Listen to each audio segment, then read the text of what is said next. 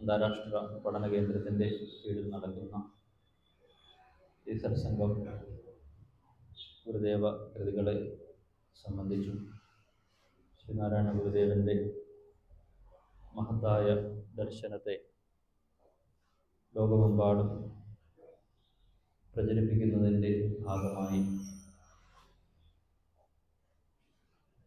കേരളത്തിൽ തന്നെ ശ്രദ്ധേയമായ രീതിയിൽ പഠന കേന്ദ്രത്തിൻ്റെ കീഴിൽ ഈ ക്ലാസ്സുകൾ നടന്നു വരികയാണ്. ഇതെല്ലാം സംഘടിപ്പിക്കുകയും കോർഡിനേറ്റ് ചെയ്യുകയും ചെയ്യുന്ന ഏറെ പ്രിയങ്കരനായ പഠന കേന്ദ്രം ഡയറക്ടർ ശ്രീ ശിശുപാലൻ സാറ് എന്നോടൊപ്പം ശിവഗിരി മഠത്തിൽ നിന്നും എത്തിച്ചേർന്ന ഗുരുധർമ്മ പ്രചാരകരായ പ്രിയങ്കരായ അരുൺ സുനിൽ ശാന്തി, പ്രിയങ്കരായ പഠിതാക്കളെ, ശ്രദ്ധാലുക്കളെ എല്ലാവർക്കും ഒരു നാമത്തിൽ പ്രണാമം അർപ്പിക്കട്ടെ. ശ്രീനാരായണ ഗുരുദേവൻ ചെമ്പഴന്തിയിൽ അവതീർണനായി കോലത്തുകരയും ചെമ്പഴന്തിയുടെ പരിസര പ്രദേശങ്ങളായ കൊളത്തൂരും ഒക്കെ ഗുരുവിനെ സംബന്ധിച്ചിടത്തോളം അന്യമല്ലാത്ത സ്ഥലങ്ങളാണ്.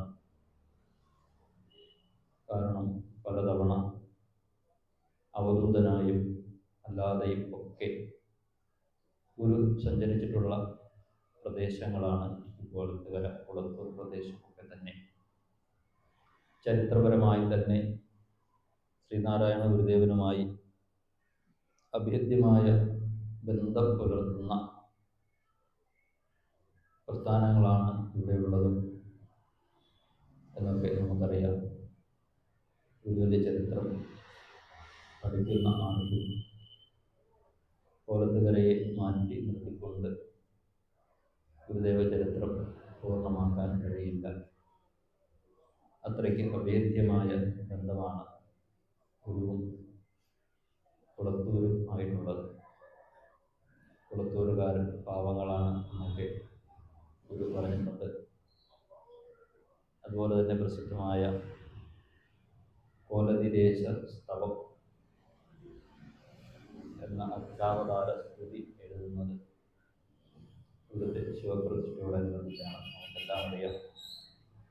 ഞങ്ങളൊക്കെ ചെറുപ്പത്തിൽ തന്നെ ചൊല്ലിപ്പഠിച്ച കാലാശ്രയമെന്ന അണയുന്നോർക്കനുകൂലൻ ബാലാർഷനധർമ്മിഷ്ടരിതേറ്റം പ്രതികൂലൻ പാലിക്കണമെന്നെ പരിചോടിന്നു കുളത്തൂരത്തോളത്തുകരത്തോളിൽ ആഴും പരമേശൻ. ഗുരുദേവ കൃതികൾ ആലപിക്കുമ്പോൾ തന്നെ ദൂരെ ഉള്ളവർക്ക് പോലും കോലത്തുകര പരമേശൻ, കോലത്തുകര ക്ഷേത്രവും ഒക്കെ സുപരിചിതമാണ്. മനസ്സുകൊണ്ട് ആലപിച്ചിട്ടുള്ള ഈ കൃതി കേൾക്കുമ്പോൾ തന്നെ ആർക്കും ഈ പ്രദേശത്തെത്തുവാനും ഇവിടുത്തെ കോലത്തുകരയിലെ പരമേശ്വരനെ, കോലതിരേശനെ കാണുവാനും ഒക്കെയുള്ള ആകാംക്ഷ ഗുരു ഭക്തന്മാരും അധികമായി കാണാറുണ്ട്.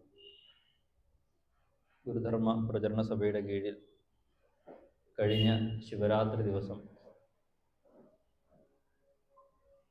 400-ലധികം ഭക്തന്മാരെ ചേർത്തുകൊണ്ട് ഒരു യാത്ര നടത്തുകയുണ്ടായി. ഗുരു പ്രതിഷ്ഠിച്ച 13 ക്ഷേത്രങ്ങളിൽ ദർശനം നടത്തിക്കൊണ്ട് ശിവഗിരിയിൽ നിന്ന് തുടങ്ങി അരുവിപ്പുറത്ത് പര്യവസാനിക്കുന്ന ഒരു ദിവസത്തെ ഒരു തീർത്ഥയാത്ര. ഗുരു പ്രതിഷ്ഠിച്ച അഞ്ചുതെങ്ങ് ജ്ഞാനേശ്വരം ക്ഷേത്രം, കായിക്കര കപാലീശ്വരം തുടങ്ങി സത്യം, ധർമ്മം, ദയാ, ശാന്തി എന്നെഴുതി പ്രതിഷ്ഠിച്ച മുരുക്കുംപുഴ കാളകണ്ഠേശ്വര ക്ഷേത്രം തുടങ്ങി ചെമ്പഴന്തിയും കോലത്തുകരയും കുന്നുംപാറയും ഒക്കെ ഉൾപ്പെടുത്തിയ യാത്ര ഗുരുഭക്തന്മാരിൽ വളരെയധികം ഭക്തിയും ആവേശവുമാണ് ഉണ്ടാക്കിയത്. കാരണം ധാരാളം ക്ഷേത്രങ്ങളിലേക്ക് തീർത്ഥയാത്ര പോകുന്നവരാണ് നാമെല്ലാം. 1888 അരുവിപ്പുറത്തെ ശിവപ്രതിഷ്ഠയിലൂടെ ജാതിഭേദം മതദ്വേഷം ഏതുമില്ലാത്ത ഒരു മാതൃകാ സ്ഥാനത്തെ ഗുരു ലോകത്തിന് തുറന്നു തന്നു. എങ്കിലും പിന്നീട് ക്ഷേത്രപ്രവേശന വിളംബരം ഉണ്ടായപ്പോൾ ആ മാതൃകാ സ്ഥാനത്തേക്ക് തീർത്ഥയാത്ര ചെയ്യുന്നതിന് പകരം തുറക്കപ്പെട്ട ഗുരുവായൂർ ക്ഷേത്രത്തിലേക്കും മറ്റിതര ക്ഷേത്രങ്ങളിലേക്കും തീർത്ഥാടനം നടത്തുവാനുള്ള ആഗ്രഹമാണ് സമൂഹത്തിന് ഉണർന്നു വന്നത്. അങ്ങനെ ഗുരുവായൂർ പോയി ചോറൂണ് കൊടുക്കുന്നതും പത്മനാഭസ്വാമി ക്ഷേത്രത്തിൽ പോകുന്നതും ഒക്കെ പുണ്യമായി കരുതി തീർത്ഥാടനം പിന്നീട് അരുവിപ്പുറത്തേക്കോ ഗുരുദേവ ക്ഷേത്രങ്ങളിലേക്കോ അല്ല ഉണ്ടായത്, മറ്റ് ഇതര ക്ഷേത്രങ്ങളിലേക്കായിപ്പോയി. അത്തരത്തിൽ ഒരു സാഹചര്യത്തിലാണ് ഗുരു പ്രതിഷ്ഠിച്ച ക്ഷേത്രങ്ങളുടെ, ഗുരു നടന്ന, ഗുരുദേവൻ പാദസ്പർശത്താൽ പുണ്യമായ, ഗുരുദേവൻ സ്ഥാനം നിർണയിച്ച കിണറുകൾ ഉള്ള കായിക്കര കപാലീശ്വര ക്ഷേത്രമൊക്കെ കടലിൻ്റെ തൊട്ട് അരികിലാണ്, കടൽ തീരത്താണ്. എന്നിട്ട് പോലും ശുദ്ധജലം കിട്ടാത്ത ഈ ക്ഷേത്രങ്ങളിലൊക്കെ ഗുരു ഊന്നുവടി കൊണ്ട് വൃത്തം വരച്ച് സ്ഥാനം നിർണയിച്ച കിണറുകളിലൊക്കെയും കൊടിയ വേനൽ പോലും പറ്റാത്ത തരത്തിൽ ശുദ്ധജലം ലഭിക്കുന്നത് ഇന്ന് നമുക്ക് കാണാൻ സാധിക്കും. അത്തരത്തിലുള്ള അത്ഭുത സങ്കേതങ്ങളിലൂടെയുള്ള തീർത്ഥയാത്ര മനുഷ്യ മനസ്സിനെ ഗുരുവിലേക്ക് അടുപ്പിക്കാനും ഗുരുവിൻ്റെ മഹത്വത്തെ മനസ്സിലാക്കുവാനും പുതിയ തലമുറയ്ക്ക് ഒരവസരമാണ്.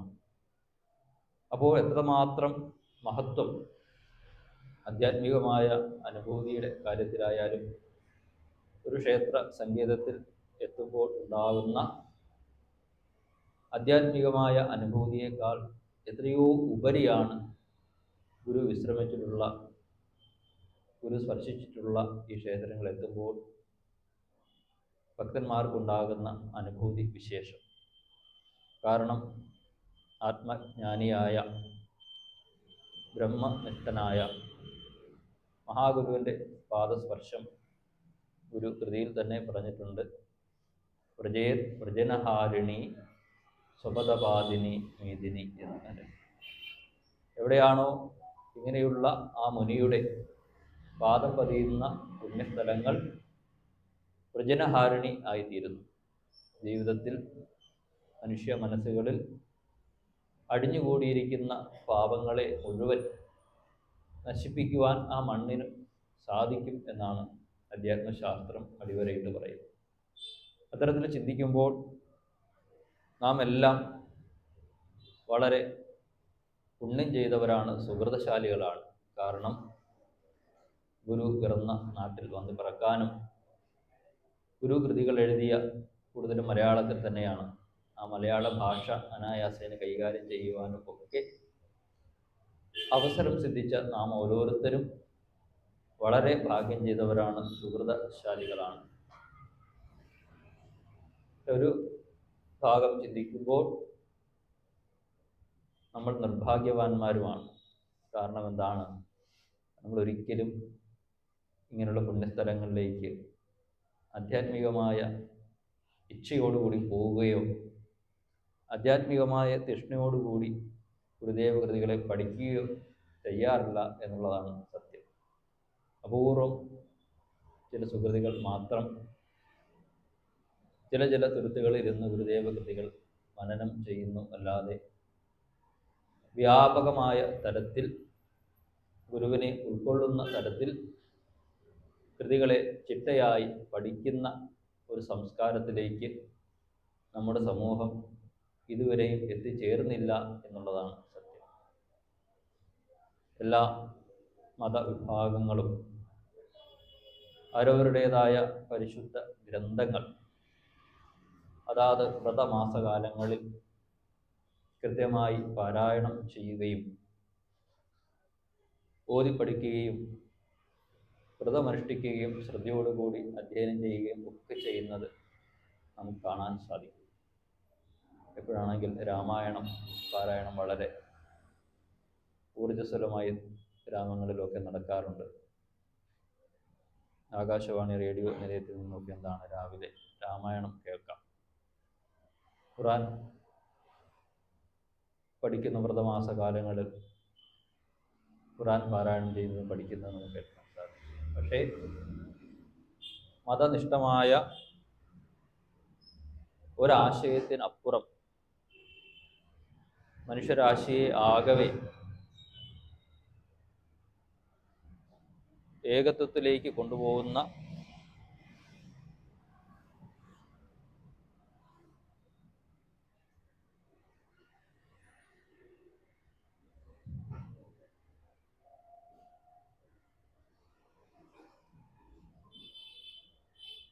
ഏകത്വ ബോധത്തിലേക്ക് കൊണ്ടുപോകുന്ന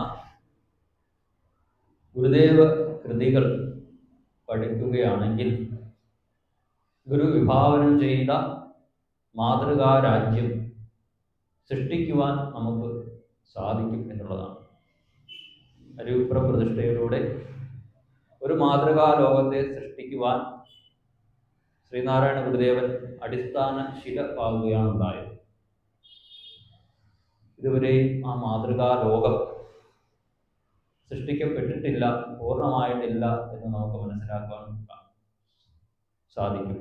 കാരണം എന്താണ്? സമകാലിക സംഭവങ്ങളൊക്കെ നോക്കിയാൽ ജാതിഭേദവും മതദ്വേഷവും ഏതുമില്ലാതെ എല്ലാവരും സോദരത്വനും വാഴുന്ന ഒരു മാതൃകാ സ്ഥാനമാണോ നമ്മുടെ രാജ്യം എന്ന് ചോദിച്ചാൽ ആണ് എന്ന് പറയാൻ ആർക്കും സാധിക്കുകയില്ല. കാരണം എന്താണ്? രാജ്യം മാതൃകാ സ്ഥാനം അല്ലാതായി കഴിഞ്ഞിരിക്കുന്നു.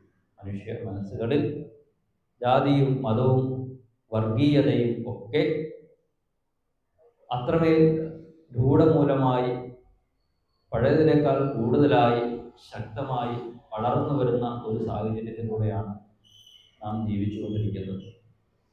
കൊച്ചു കുട്ടികളിൽ പോലും ശക്തമായ ജാതീയത, വർഗീയത, മതത്തിൻ്റെ സ്വാധീനം, വിവാഹങ്ങളിലും ആചാരങ്ങളിലും ഒക്കെ മതം കടന്നു വരാറുണ്ടെങ്കിലും ആഹാരത്തിനും വേഷത്തിൻ്റെ കാര്യത്തിലും ഒക്കെ തന്നെ മതം മനുഷ്യരെ വേർതിരിക്കുന്ന ഒരു സാഹചര്യത്തിൽ എല്ലാ മനുഷ്യരും ഒന്നാണ്, എല്ലാ മനുഷ്യരും ലക്ഷ്യം വെക്കേണ്ടുന്നത് ഒരേയൊരു ഏകത്വ സത്തയിലേക്കാണ് എന്നുള്ള ദിശാബോധത്തിലേക്ക് ഒരു സമൂഹത്തെ നയിച്ചുകൊണ്ട് പോകുവാൻ കാലാനുസൃതമായി ഒരു പരിഷ്കൃതമായ ഒരു സമൂഹത്തെ നയിക്കാൻ ഇന്ന് ഗുരുദേവ കൃതികൾക്കല്ലാതെ മറ്റൊരു മതഗ്രന്ഥത്തിനും സാധിക്കുകയില്ല എന്നുള്ളത് പരമ സത്യമാണ്. കാരണം മതഗ്രന്ഥങ്ങളുടെയൊക്കെ കാലം കഴിഞ്ഞിരിക്കുന്നു. 1000 വർഷങ്ങൾക്ക് മുമ്പോ 2000 വർഷങ്ങൾക്ക് മുമ്പോ അന്നത്തെ പരിതസ്ഥിതിയിൽ അന്നത്തെ സമൂഹത്തിന് വേണ്ടി എഴുതിയ ഗ്രന്ഥങ്ങളിലൊക്കെ എന്താണ്? തത്വങ്ങളൊക്കെ കാലഹരണപ്പെട്ടു കഴിഞ്ഞു. ഇന്നത്തെ ആധുനികമായ ഒരു സമൂഹത്തോട് മതഗ്രന്ഥങ്ങളിലുള്ള അതേപോലെ പറഞ്ഞാൽ ആധുനിക സമൂഹം എത്രമാത്രം അവയൊക്കെ ഉൾക്കൊള്ളാൻ സാധിക്കുകയില്ല എന്നുള്ളതാണ് സത്യം. കാരണം എന്താണ്? മനുസ്മൃതിയിലും ഒക്കെ പറഞ്ഞിരിക്കുന്ന കാര്യം ഹിന്ദുമത വിശ്വാസികൾക്ക് പോലും ഉൾക്കൊള്ളാൻ സാധിക്കാത്തതാണ്. വേദം അറിവ് പഠിക്കുന്നവൻ്റെ ചെവിയിൽ ഈയം കുടിക്കൊഴിക്കണം എന്ന് പറഞ്ഞാലും, സ്ത്രീകൾക്ക് സ്വാതന്ത്ര്യം അനുവദിച്ചുകൂടാ എന്ന് പറഞ്ഞാലും അതെല്ലാം സമൂഹത്തിൻ്റെ ഉയർച്ചയ്ക്കുള്ള തടസ്സങ്ങളാണെന്ന് സമൂഹം മനസ്സിലാക്കി കഴിഞ്ഞു. അത്തരത്തിൽ മനുഷ്യനും തമ്മിൽ ഒന്നാകുന്നതിന്, മനുഷ്യനും തമ്മിൽ പരസ്പരം സ്നേഹിക്കുന്നതിന് മതങ്ങൾ പോലും തടസ്സമായി നിൽക്കുമ്പോൾ എല്ലാ മനുഷ്യരെയും വിശാലമായ ഒരു ഏകത്വത്തിൻ്റെ ലോകത്തിലേക്ക് കൊണ്ടുപോകുവാൻ, കൈപിടിച്ചാനയിക്കുവാൻ എല്ലാത്തിനെയും ഉൾക്കൊണ്ട മഹാഗുരുവിൻ്റെ കൃതികൾ കൊണ്ടല്ലാതെ സാധിക്കുകയില്ല എന്ന് തെളിയിച്ചു കൊടുക്കുവാൻ, ഈ സമൂഹത്തിന് ബോധ്യപ്പെടുത്തി കൊടുക്കുവാൻ നമുക്ക് സാധിക്കണം. കാരണം എന്താണ്? ഗുരുദേവ കൃതികളുടെ മഹത്വം അറിയാത്ത ഒരാൾക്ക് ഇത് സമൂഹത്തെ ബോധിപ്പിക്കുവാൻ സാധിക്കില്ല. അതറിയണമെങ്കിൽ എന്ത് ചെയ്യണം? നാം തന്നെ സ്വയം പഠിച്ച് ആ അറിവിനെ ഉൾക്കൊള്ളുകയും ആദ്യമേ ശ്രവണം ചെയ്യുക, പിന്നീട് ആ അറിവിനെ മനനം ചെയ്യുക, പിന്നീട് നിധിധ്യാസനം സ്വന്തം ജീവിതത്തിൽ അത് ആചരിക്കുക. അത്തരത്തിലാണ് ഗുരുദേവന്റെ കൃതികൾ സമൂഹത്തിലേക്ക് നമുക്ക് പ്രകാശിപ്പിക്കുവാൻ സാധിക്കുക, പ്രചരിപ്പിക്കുവാൻ സാധിക്കുക. നിർഭാഗ്യം എന്ന് പറയട്ടെ, ധാരാളം ശ്രീനാരായണ ഉദ്ധാനങ്ങൾ ലോകത്തെമ്പാടും ഗുരുവിൻ്റെ നാമധേയത്തിൽ ഉണ്ടായിട്ടുണ്ടെങ്കിലും ഇത്തരത്തിൽ ഗുരുദേവ കൃതികൾ പഠിക്കുന്നതിന് ഒരു സംരംഭം ഒരുക്കിയാൽ അതിലെത്തിച്ചേരുന്നത് വളരെ വിരളം ജിജ്ഞാസുക്കൾ മാത്രമാണ് എന്നതാണ്. ശ്രീ കുഞ്ഞിരാമൻ പാടിയിട്ടുണ്ട്, നാം ചെയ്യേണ്ടതറിഞ്ഞ് നമ്മെ ഉപദേശിക്കും ഗുരുസ്വാമിയെ, നാം ആരാധിക്കും അലങ്കരിച്ചു പടമാറാടിക്കുമാഘോഷമായി, ആണ്ടോടാണ്ടു തിരുനാൾ മഹോത്സവമതും കൊണ്ടാടും അല്ലാതെ നാം ചെയ്യേണ്ടത് ചെയ്യുകയില്ല വെറുതെ ഈ മംഗളാർഭാടകം. ഇതാണ് ഗുരുദേവന്റെ ചിത്രം അലങ്കരിച്ച് പടം ആറാടിക്കും ആഘോഷമായി, അല്ലേ? ആണ്ടോടാണ്ട് തിരുജയന്തി വരുമ്പോൾ തിരുനാൾ മഹോത്സവം കൊണ്ടാടും, പായസവും കൊടുക്കും, കഞ്ഞി കൊടുക്കും, തോരണം കെട്ടും, കൊടിയുയർത്തും, ആഘോഷം നടത്തും. ഇതല്ലാതെ ഈ നാം ചെയ്യേണ്ടത് ചെയ്യുകയില്ല. എന്താണ് നാം ചെയ്യേണ്ടത് അത് ചെയ്യുകയില്ല. ഒരു ഗുരുവിനെ സംബന്ധിച്ചിടത്തോളം ജ്ഞാനസൂര്യനായ ആ ഗുരു പ്രകാശിപ്പിച്ച ആ അറിവിനെ ഉൾക്കൊള്ളുവാൻ നാം ഓരോരുത്തരും പാത്രീഭൂതരാവുക എന്നുള്ളതാണ്. നമ്മുടെ ജനലും ഗുരു എന്താണ്? സൂര്യതുല്യം പ്രകാശിക്കുകയാണ്. നമ്മൾ ചെയ്താൽ മാത്രം മതി. എന്താണ്? നമ്മുടെ ജനലുകളും വാതിലുകളും ഒക്കെ തുറന്നിട്ടാൽ തന്നെ ആ സൂര്യപ്രകാശം നമ്മളിലേക്ക് കടന്നു വരും, അല്ലേ? നമ്മുടെ കണ്ണുകൾ അല്പസമയം ഗുരുവിനെ ശ്രദ്ധിച്ചാൽ, നമ്മുടെ കാതുകൾ അല്പസമയം ഗുരുവിന് വേണ്ടി മാറ്റിവെച്ചാൽ, നമ്മുടെ നാക്ക് അല്പസമയം ഗുരുവിന് വേണ്ടി മാറ്റിവെച്ചാൽ, ദിവസത്തിൽ ഒരു അരമണിക്കൂർ അല്ലെങ്കിൽ 1 മണിക്കൂർ ഗുരുവിന് വേണ്ടി മാറ്റിവെച്ചാൽ നമ്മുടെ വ്യക്തിത്വത്തിന് ഉണ്ടാകുന്ന മാറ്റം നമുക്ക് തന്നെ അറിയാൻ സാധിക്കും. ഒരു വിശ്വ പൗരനായി ജീവിക്കുവാൻ, ഒരു ആധുനിക മനുഷ്യനായി ജീവിക്കുവാൻ ഗുരുദേവ ദർശനം നമ്മെ പഠിപ്പിക്കുന്നു. ആ ദർശനം ഉൾക്കൊള്ളും തോറും നമ്മുടെ ഹൃദയം വികസിക്കുകയും പ്രകാശപൂർണമാവുകയും വിരിഞ്ഞ ആകാശം പോലെ വിശാലമായ ഒരു ഹൃദയം നമുക്കുണ്ടാകാൻ സാധിക്കും. ആ ഹൃദയത്തെയാണ് ഗുരുദേവൻ മാതൃകാസ്ഥാനം എന്ന് പറഞ്ഞത്, അല്ലേ? നമ്മൾ നോക്കുമ്പോൾ ഗുരു ഉദ്ദേശിച്ച മാതൃകാസ്ഥാനം എന്താണ്? അരുവിപ്പുറത്തെ ക്ഷേത്രമാണോ? അതോ ഈ കേരളമാണോ? ഒന്നുമല്ല. അങ്ങനെ മാതൃകാസ്ഥാനം ലോകമാകണമെങ്കിൽ ആദ്യമേ മാതൃകാസ്ഥാനമാകേണ്ടത് നമ്മുടെ ഓരോരുത്തരുടെയും ഹൃദയങ്ങളാണ്. അത്തരത്തിൽ ഹൃദയത്തിന് ഒരു മാറ്റം ഉണ്ടാക്കുവാൻ ഗുരുദേവ കൃതികളുടെ പഠനം നമുക്ക് സാധിക്കും. മഹാത്മാക്കൾക്ക് അത് ഗുരുവിൻ്റെ ദർശനം കൊണ്ട് തന്നെ ഉണ്ടായിട്ടുണ്ട്. മഹാത്മാഗാന്ധിയും രവീന്ദ്രനാഥ് ടാഗോറും ഒക്കെ ഗുരുവിനെ സന്ദർശിച്ച അവസരത്തിൽ പറഞ്ഞിട്ടുണ്ട്, സ്വാമി അങ്ങയെ കണ്ടപ്പോൾ തന്നെ എൻ്റെ ഹൃദയത്തിന് വല്ലാത്ത ഒരു മാറ്റം സംഭവിച്ചു എന്ന്. ആ മാറ്റത്തിലേക്കാണ് നാം എത്തിച്ചത്. ടാഗോറിന് പോലും മാറ്റം സംഭവിച്ചു. അപ്പോൾ എന്താണ് ടാഗോർ പറയുകയുണ്ടായി? അങ്ങ് എല്ലാവരുടെയും കണ്ണ് തുറപ്പിച്ചല്ലോ എന്ന്, അല്ലെ? വിശ്വമഹാകവിയായ രവീന്ദ്രനാഥ് ടാഗോർ ലോകം മുഴുവൻ ചുറ്റി സഞ്ചരിക്കുകയും ശിവഗിരിയിലെത്തി ശ്രീനാരായണ ഗുരുദേവനെ ദർശിച്ചതിന് ശേഷം ശിവഗിരി മഠത്തിലെ സന്ദർശക ഡയറിയിൽ അദ്ദേഹം എഴുതുകയുണ്ടായി, ഞാൻ ലോകത്തിൻ്റെ നാനാഭാഗങ്ങളിലും ചുറ്റി സഞ്ചരിച്ച് വരികയാണ്. എന്നാൽ മലയാളത്തിലെ ശ്രീനാരായണ ഗുരുദേവന് തുല്യനായ ഒരു മഹാത്മാവിനെ കാണുവാൻ സാധിച്ചില്ല എന്ന്. അതാ ഹൃദയത്തിനുണ്ടായ മാറ്റം ഉൾക്കൊണ്ടുകൊണ്ടാണ് അദ്ദേഹം എഴുതിയത്. പിന്നീട് പറയുന്നു, അങ്ങ് എല്ലാവരുടെയും കണ്ണ് തുറപ്പിച്ചുവല്ലോ എന്ന് ഗുരുവിനോട് പറയുകയാണ്. ഗുരു പറഞ്ഞു, കണ്ണെല്ലാവരുടെയും തുറന്നു തന്നെയാണ് ഇരിക്കുന്നത്, പക്ഷേ ആരും കാണുന്നില്ല എന്നേ. എല്ലാവരുടെയും കണ്ണ് തുറന്നു തന്നെയാണ് ഇരിക്കുന്നത്, പക്ഷെ എന്താണ്, ആരും കാണുന്നില്ല. ശ്രീനാരായണ ഗുരുദേവനെ കാണേണ്ടതുപോലെ നമ്മുടെ സമൂഹം കാണുന്നില്ല, അറിയേണ്ടതുപോലെ നമ്മൾ അറിയുന്നില്ല.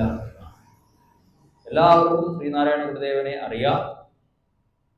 ശ്രീനാരായണ ഗുരുദേവനെ അറിയാത്തതായി ലോകത്ത് ആരും തന്നെ ഇല്ല.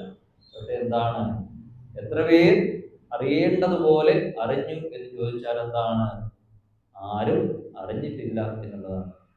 ഒരു ഭക്ത കവി പാടിയിട്ടുണ്ട്, നാരായണ ഗുരുദേവൻ ദിവ്യനാരാണെന്നാരറിയുന്നു, നേരിട്ടു കണ്ടവരെന്നെ ആരും നേരെ അറിഞ്ഞില്ല തന്നെ. നേരിട്ട് കണ്ടവരാരും എന്നെ നേരെ അറിഞ്ഞില്ല തന്നെ. സാമാന്യമായി അറിയുന്നതിനപ്പുറം നേരെ അറിയുന്ന അറിവാണ് നമുക്ക് വേണ്ടത്. ഗുരുവിനെ അറിയുക, അത് നേരെ അറിയുക. അത്തരത്തിൽ നേരെ അറിയുവാൻ നമുക്ക് ശ്രമിക്കാം. സമയം നോക്കിയപ്പോഴാണ് 7:13. എത്ര മണി വരെയാണ് ക്ലാസ്? 9 മണി വരെ, 8 വരെ.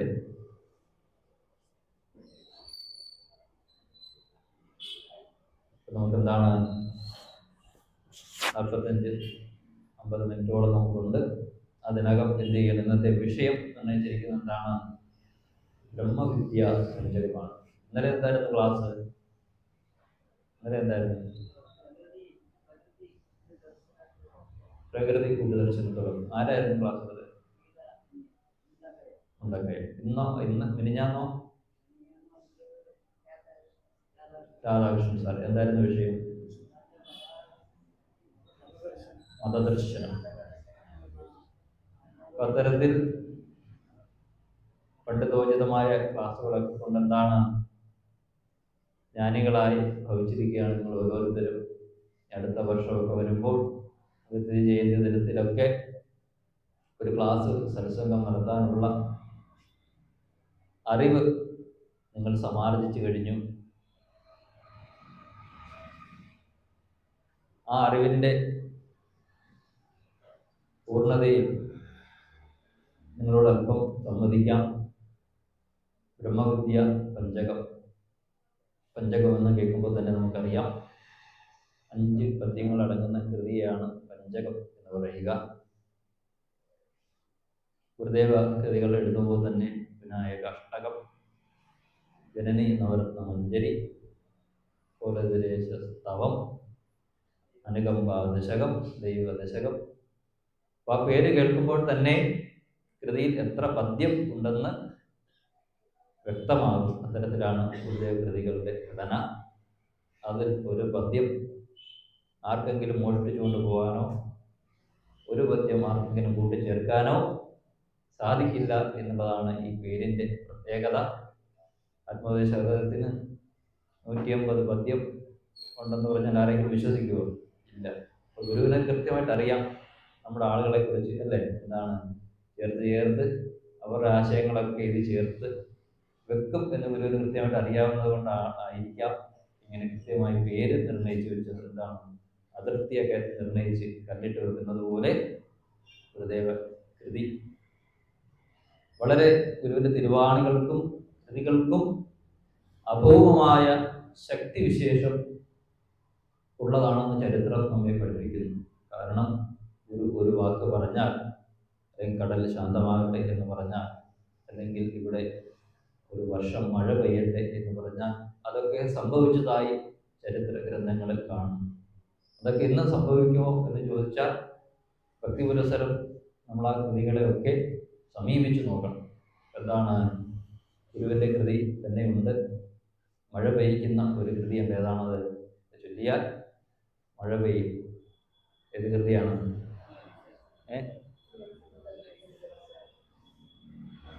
അർദ്ധനാരീശ്വര സ്തവം എല്ലാവർക്കും അറിയാം അല്ലേ? ചുറ്റും ആരെങ്കിലും മഴ പെയ്ച്ചിട്ടുണ്ടോ? ഇല്ല. അയ്യോ ഈ വെയിൽ കൊണ്ട് വെന്തുരുകി വാടിയിടുന്നു നീ എന്നിയേ കയ്യേ കീടുവതിന്നു കാൺകിലൊരുവൻ കാരുണ്യവാനാരവോ പയ്യാർ നീജനമാഴിയിൽ പതിവതിൻ മുന്നേ പരന്നൂഴിയിൽ പെയ്യാറാകണമേ ഘനാംബുകൃപയാ ഗംഗാനദീധാമേ. വളരെ മനോഹരമായ പദ്യങ്ങൾ. ഗംഗാനദിയെ ശിരസിൽ ധരിച്ചിരിക്കുന്നതായ ശിവനോട് പ്രാർത്ഥിക്കുകയാണ്. അണക്കെട്ട് ഇങ്ങനെ തടഞ്ഞു വെക്കാതെ അല്പം ഷട്ടറൊക്കെ കുറച്ച് കുറച്ച് വെള്ളവും ഈ പാവപ്പെട്ടവരിലേക്ക് ഒഴുക്കാൻ പ്രാർത്ഥിക്കുകയാണ് അല്ലേ? അവിടെ മഴ ഉണ്ടായി എന്നാണ് ചരിത്രം പറയുന്നത്. ഈ സ്ഥലം ചൊല്ലിയപ്പോൾ അവിടെ വർഷമുണ്ടായി. പിന്നീടും പലർക്കും അത് അനുഭവവേദ്യമായിട്ടുണ്ട്. ഭക്തി പുരസരം ഇത് ആലപിച്ചപ്പോഴൊക്കെ എന്താണ് മഴ പെയ്തിട്ടുണ്ട്. എന്തായാലും ഈ പെരുമഴയത്ത് നമ്മളത് മുഴുവൻ ആലോചിച്ച് ഒരു മഴയും കൂടി പെയ്യിക്കേണ്ട അല്ലേ? ഒന്നാമത് തന്നെ മഴയും തന്നെ വീട്ടിൽ പോകണം. എന്താണ് ഈ കഴിഞ്ഞ ധർമ്മയുമാസ പരിഷത്തിനും അവിടെ ഒരു ഭക്തൻ എല്ലാവർക്കും അറിയാം, ആലപ്പി വിജയൻ എന്ന് പറയുന്ന ആള് എല്ലാ സത്സംഗത്തിനും ഒക്കെ വന്നിരിക്കുന്ന ആളാണ്. അദ്ദേഹത്തോട് സമാനത സാമ്യമുള്ള ആൾ ഇവിടെ ഇരിപ്പുണ്ട്. ഞാൻ വിചാരിച്ചു പെട്ടെന്ന് എന്താണ് വിജയൻ ചേട്ടൻ ഇവിടെ വന്നു ചോദിച്ചപ്പോൾ വിജയൻ ചേട്ടനെ പോലൊരാള് ഇതാണ് എല്ലായിടത്തും ഉണ്ടാവും. തിരുവനന്തപുരം, കോഴിക്കോട്, മലബാറിൽ പോയാലും അവിടെ വരും. എവിടെയായാലും ആലപ്പി വിജയൻ പറന്നെത്തും. പരിചിതമാണ്. ഇവിടെ ആരാണ് പുറത്തുരമായ സുധാകരണന്മാർ ഇവിടെ ഇരിക്കുന്നത്. അദ്ദേഹത്തെ പോലെ ഒരാളാണ്. ഗുരു എന്ന് പറഞ്ഞാൽ പ്രാണൻ പിടിച്ച് ഇങ്ങനെ സഞ്ചരിച്ചുകൊണ്ടിരിക്കും. അപ്പൊ അങ്ങനെ അദ്ദേഹം പരിഷത്തിന്റെ ഉച്ച സമയത്ത് രാവിലെ എൻ്റെ അടുത്ത് വന്ന് ചോദിച്ചു, സ്വാമി ഞാൻ മഴ പെയ്ക്കട്ടോ എന്ന് ചോദിച്ചു. എന്തെങ്കിലും മഴ പെയ്ക്കാനുള്ള ശക്തി വിജയൻ ചേട്ടനുണ്ടോ? അതല്ല, ഞാൻ മഴ പെയ്ക്കാം. അപ്പൊ എന്താണ് ചോദിച്ചപ്പോഴാണ് പറഞ്ഞത്, ഈ കൃതി ചൊല്ലി മഴ പെയ്യുമെന്നുള്ള ദൃഢവിശ്വാസത്തിലാണ് അദ്ദേഹം എന്ന് പറയുന്നത്. ഞാൻ പറഞ്ഞു ഇപ്പൊ വേണ്ട, രാവിലെ അല്ലേ, രാവിലെ മഴ പെയ്ച്ചാൽ പ്രശ്നമാണ്, ആളുകൾക്ക് പോകണം. പരിഷത്ത് അവസാനിക്കുമ്പോൾ ഒരു 4 മണിക്ക് ചൊല്ലിക്കും. അപ്പം മഴ പെയ്താലും കുഴപ്പമില്ല, എല്ലാവർക്കും പോകാൻ പോയി. കൃത്യം 4 മണിയായപ്പോൾ ഗതിയും വെച്ചുകൊണ്ട് ഇദ്ദേഹം ഇങ്ങനെ നടക്കുകയാണ്. അദ്ദേഹത്തിന് ഇരിപ്പുറയ്ക്കുന്നില്ല. എന്താണ് ഈ 4 മണിയായപ്പോൾ ഇദ്ദേഹം വന്ന് ഈ കൃതിയെ ഭക്തിയായിട്ട് ആലപിച്ചു. അപ്പം തന്നെ നല്ല മഴയും തുടങ്ങി. കഴിഞ്ഞ ഏപ്രിൽ മാസത്തിലാണ്, നല്ല ചൂടുള്ള സമയത്ത് ശിവഗിരിയിൽ വർഷമുണ്ടായി. അപ്പം എന്താണ് പറഞ്ഞുകൊണ്ട് തന്നെയാണ് അദ്ദേഹം ചൊല്ലിയത്, മഴ പെയ്യുകയും ചെയ്തു. അത്തരത്തിൽ ഏതോ ഒരു ആത്മീയമായ അഭൗമമായ ശക്തിവിശേഷം ഗുരുവിന്റെ വാണികളിലും ഗുരുവിന്റെ വചനങ്ങളിലും കൃതികളിലും അടങ്ങിയിരിക്കുന്നു എന്നുള്ളതാണ്. ആ മഹിമാവിനെ, ആ ശക്തിവിശേഷത്തെ നാം മനസ്സിലാക്കുമ്പോഴാണ് ഗുരു ആരാണെന്ന് നമുക്ക് ഹൃദയം കൊണ്ട് മനസ്സിലാക്കുക അല്ലേ? ഗുരുവിനെ അറിയുമ്പോൾ എന്താണ്, ആ വായിച്ചറിഞ്ഞാൽ ബുദ്ധി കൊണ്ടറിഞ്ഞാൽ പോരാ, എന്താണ് അതരങ്ങൾ കൊണ്ട് ഗുരുവിനെ പൂജിച്ചാൽ പോരാ, ഹൃദയം കൊണ്ട് അറിയണം. എങ്കിൽ എന്താണ് ആ ഗുരുവിന്റെ മഹിമാവിനെ കുറിച്ചുള്ള അറിവ് നമ്മുടെ ഹൃദയങ്ങളിൽ സ്പന്ദിക്കണം. അപ്പോഴാണ് ഗുരു എന്നുള്ളതാണ് നമ്മുടെ ജീവനായി മാറുക അല്ലെ? നമ്മുടെ ജീവൻ മാറി ഗുരുവിനെ ജീവനായി കാണുവാൻ സാധിക്കുന്നപ്പോഴാണ്, ഗുരുവിനെ ഹൃദയം കൊണ്ട് അറിയുമ്പോഴാണ്. അത്തരത്തിൽ അഭവമായ ശക്തിവിശേഷം ഗുരുദേവ കൃതികൾക്കുണ്ട് അല്ലെ? അപാരമായ ഭ്രാന്തിനെ പോലെ പോലും മാറ്റുവാൻ ഗുരുദേവ കൃതികളുടെ ആലാപനം കൊണ്ട് സാധിക്കും എന്നതാണ്. അർത്ഥം പോലും അറിയണ്ട, നിത്യം പാരായണം ചെയ്താൽ ഭ്രാന്ത് പോലും മാറിപ്പോകും എന്നുള്ളതാണ്. ഗുരുവിന്റെ കൃതിയുണ്ട്. ബാഹുലേ അഷ്ടകം 41 ദിവസം കൃത്യമായിട്ട് ജനിച്ചാൽ എന്താണ് ചിത്തക്രമം മാറും എന്നുള്ളതാണ്. ഓം ഓം ഓം ഓമധൂമ പ്രകടതടജടാകൂടി ഭൂഹി പ്രഭൂരം അം അം അം ആദിദേയ പ്രണത പദയുഗാംഭോരുകശ്രീവിലാസ ഉം ഉം ഉം ഉഗ്രനേത്രത്രയലസിതവപുർജ്യോതിരാനന്ദരൂപം ശ്രീം ശ്രീം ശ്രീം ശീഘ്രചിത്തഭ്രമഹരമനിശം ഭാവയേ ബാഹുലേയം. കൃത്യമായ വ്രതനിഷ്ഠയോടുകൂടി ഭക്തി പുരസ്സരം ഈ കൃതി എന്താണ് ആലാപനം ചെയ്താൽ ശീഘ്ര ചിത്തഭ്രമം അകൽ എന്ന് ഭക്തന്മാർക്ക് അനുഭവമാണ്. അതുപോലെ തന്നെ രോഗം എന്താണ്? ശരീരം ഉള്ളിടത്തോളം കാലം എന്താണ്? നമുക്ക് രോഗങ്ങൾ വന്നാൽ വളരെ വിഷമമാണ്. എഴുന്നേറ്റിരിക്കണമെങ്കിലും നടക്കണമെങ്കിലും പ്രാർത്ഥിക്കണമെങ്കിലും ഒക്കെ എന്ത് വേണം? ആരോഗ്യം വേണം. ആരോഗ്യം വരാനാണ് ഈ കർക്കിടക മാസത്തിൽ പോയി ചികിത്സയൊക്കെ നടത്തുന്നത്. ചിരിമല വീഴ്ചയിലൊക്കെ നടത്തുന്നത്, അല്ലേ? അതാണ് ശരീരം വീണുപോയാൽ പിന്നെ ഒന്നുമില്ല. അപ്പോ അത്തരത്തിൽ രോഗങ്ങളില്ലാതെയാകാൻ വേണ്ടി കൃതി എന്താണ്? ഭദ്രകാളിയഷ്ടകം നിത്യവും പ്രാതപ്രകേയപ്പെടൽ. അല്ലെ, ഏറ്റവും പ്രഭാതത്തിൽ ഭദ്രകാളിയഷ്ടകം ചൊല്ലിയാൽ എന്താണ്? അവർക്ക് രോഗോഘാകന അനിലായുധമിതം പ്രാതപ്രകേയപ്പെടൽ. ഒരു ഫലശ്രുതി എഴുതി വെച്ചിരിക്കണം, മറ്റാരും പറഞ്ഞതല്ല. അവരുടെ രോഗസമൂഹങ്ങളെ പഞ്ഞിക്കൂട്ടം എന്നതുപോലെ എന്താണ്? കാറ്റ് മേഘക്കൂട്ടങ്ങളെ എന്നതുപോലെ രോഗങ്ങളെല്ലാം ഈ കൃതിയുടെ ശക്തി ഇല്ലാതാക്കും എന്നാണ്.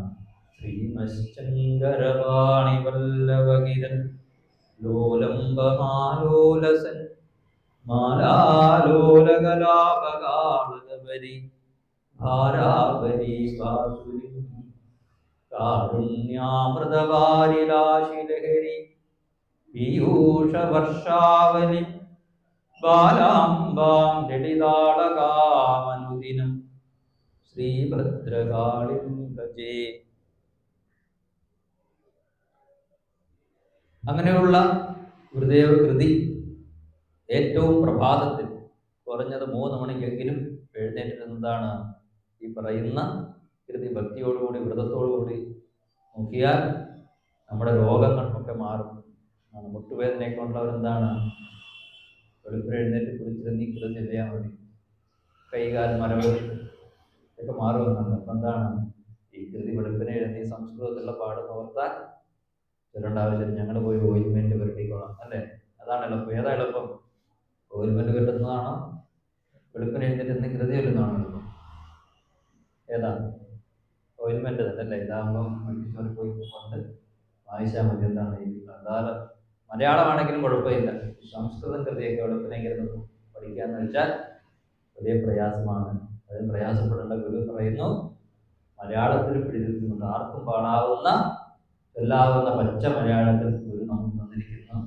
രോഗാദികളെല്ലാം ഒഴിവാക്കിയിടുക വേണം, കാമത കാമാന്തക കാരുണ്യമേ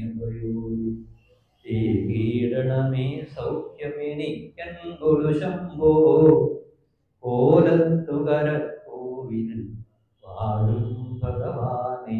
ഒരു പാടുമില്ല, അല്ലേ? ഏത് മുട്ടുവേദനയുള്ളവർക്കും 10 മണിക്ക് കഴിഞ്ഞ് 3 അമ്പലം അടയ്ക്കുന്നതിന് മുമ്പ് അവിടെ പോയി കൃതി ഒന്ന് ഭക്തി ഉല്ലസരം ആലപിച്ചാൽ എന്താണ്?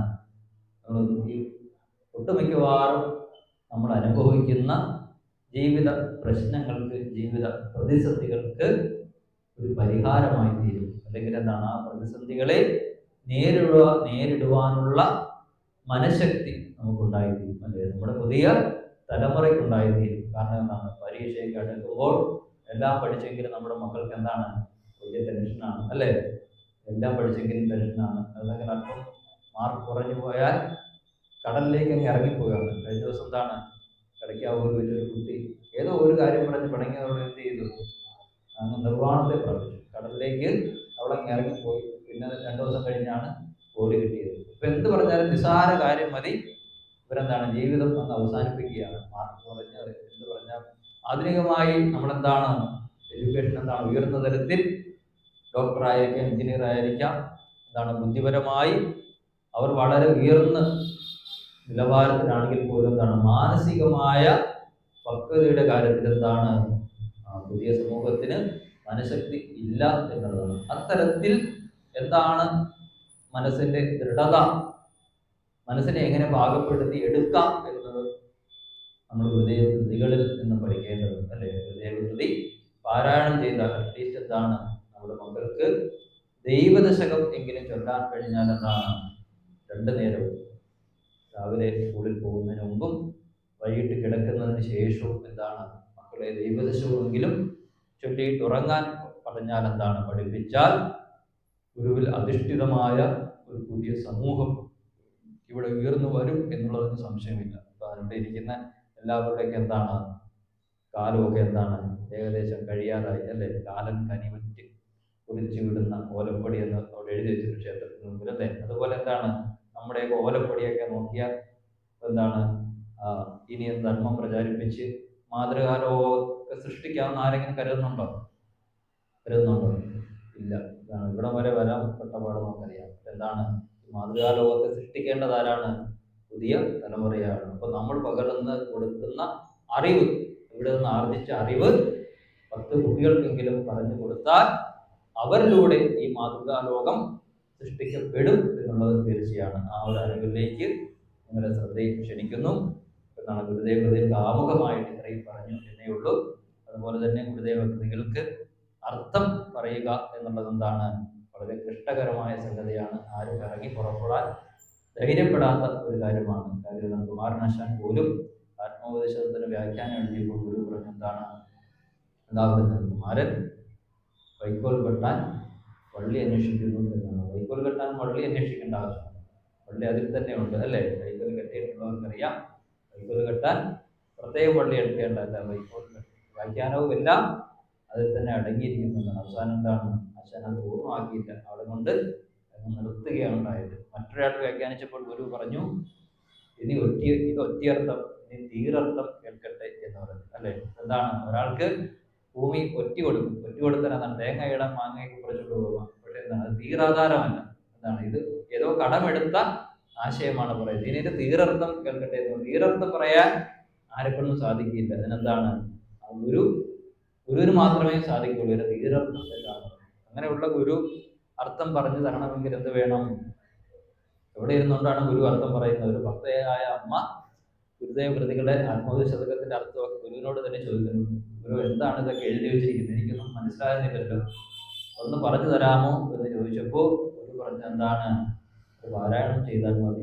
നിത്യവും അതിനെ അനുസന്ധാനം ചെയ്യുക. രാവിലെ എന്താണ് അതിനെ പാരായണം ചെയ്താൽ നിങ്ങളുടെ മനസ്സിലേക്ക് നിങ്ങളുടെ ഉള്ളിൽ ഇരുന്നു കൊണ്ട് ആ ഗുരു എന്താണ് ആ അർത്ഥത്തെ പറഞ്ഞു തരും എന്നുള്ളതാണ്. എന്താണ് പ്രത്യേകം ആരെയും അന്വേഷിക്കേണ്ട ആവശ്യം. ഗുരു ഇരിക്കുന്നത് എവിടെ തന്നെയാണ്? നമ്മുടെ ഹൃദയങ്ങളിൽ തന്നെയാണ് അല്ലെ? നാം എല്ലായിടത്തും എല്ലാ ക്ഷേത്രങ്ങളിലും എല്ലാ ആരാധനാലയങ്ങളിലും പോയി നമസ്കരിക്കും. ഗുരുദേവൻ നമ്മെ നമസ്കരിക്കാൻ പഠിപ്പിക്കുന്നു. എവിടെയാണ് നാം വീണു വണങ്ങേണ്ടത് എന്ന്. എവിടെയാണ് വീണു വണങ്ങേണ്ടത്? അറിവിലുമേറി അറിഞ്ഞിടുന്നവർ തൻ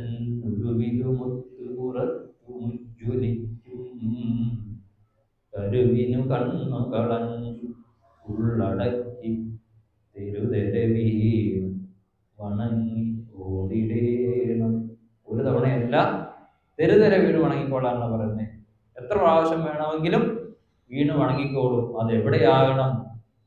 ആ കരുവിന്, നമ്മുടെ ഉള്ളിൽ ഹൃദയത്തിൽ പ്രകാശ സ്വരൂപമായിരിക്കുന്ന ആ കരുവിലേക്കാണ് നമ്മൾ വീണ് വണങ്ങേണ്ടത്. അല്ലാതെ എന്താണ് ഉള്ള ക്ഷേത്രങ്ങളോ അമ്പലങ്ങളോ ആരാധനാലയങ്ങളോ തോറും എന്താണ് കസ്തൂരി മൃഗം ഓടുന്നത് പോലെ സമൂഹം ഇങ്ങനെ ഓടി നടക്കുകയാണ്. എവിടെയാണ് പോയി തൊഴയേണ്ടത് എന്നറിയില്ല. പക്ഷേ ഗുരു ആദ്യം തന്നെ പഠിപ്പിക്കുന്നു എവിടെയാണ് വീണ് വണങ്ങേണ്ടത് അല്ലേ? നമ്മൾ ഒരിക്കൽ പോലും എന്താണ് നമ്മുടെ ഉള്ളിലെ കരുവിനെ ആത്മചൈതന്യത്തിന് നമ്മൾ വണങ്ങിയിട്ടുണ്ടോ? ഒരു നമസ്കാരം കൊടുത്തിട്ടുണ്ടോ?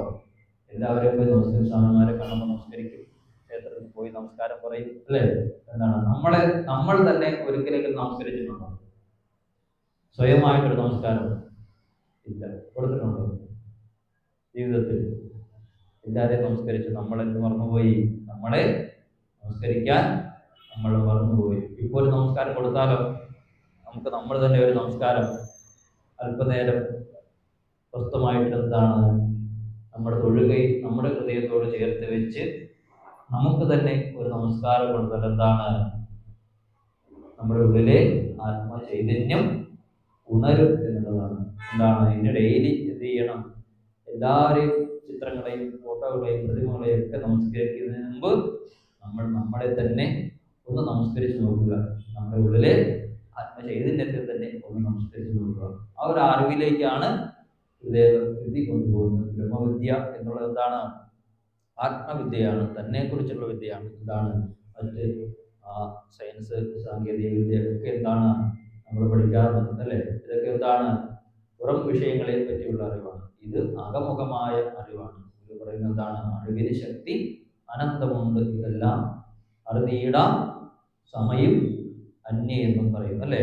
സമയാണ് ഏകമായ അറിവ്. അന്യ എന്ന് പറഞ്ഞിരിക്കുന്ന ഏതിനെയാണ്? വിഷമയെയാണ് അല്ലേ? നേരത്തെ എല്ലാം സൂചിപ്പിച്ചുകൊണ്ടാണ് മറ്റേത് എന്നുള്ള അർത്ഥത്തിലാണ് അന്യ എന്ന് പറഞ്ഞിരിക്കുന്നത്. സമയും വിഷമയും അല്ലേ? വിഷമ പേര് കേൾക്കുമ്പോൾ തന്നെ അറിയാം അല്പം വിഷമം പിടിച്ചതാണ്.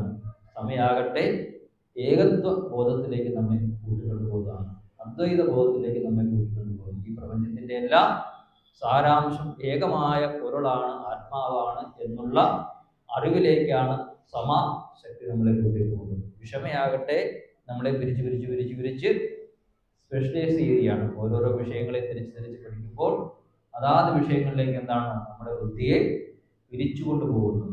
ഒരു നമ്മെ എന്താണ് ആ സമദൃഷ്ടിയിൽ നിന്നുകൊണ്ടാണ് ഒരു ലോകത്തെ എല്ലാം നോക്കിക്കേണ്ടത്. അതുകൊണ്ടാണ് സമദൃഷ്ടി നോക്കിയപ്പോൾ ഗുരുവിനെന്താണ് എല്ലാ മതങ്ങളും മനുഷ്യരും ഒക്കെ എന്തായിത്തീരുന്നു?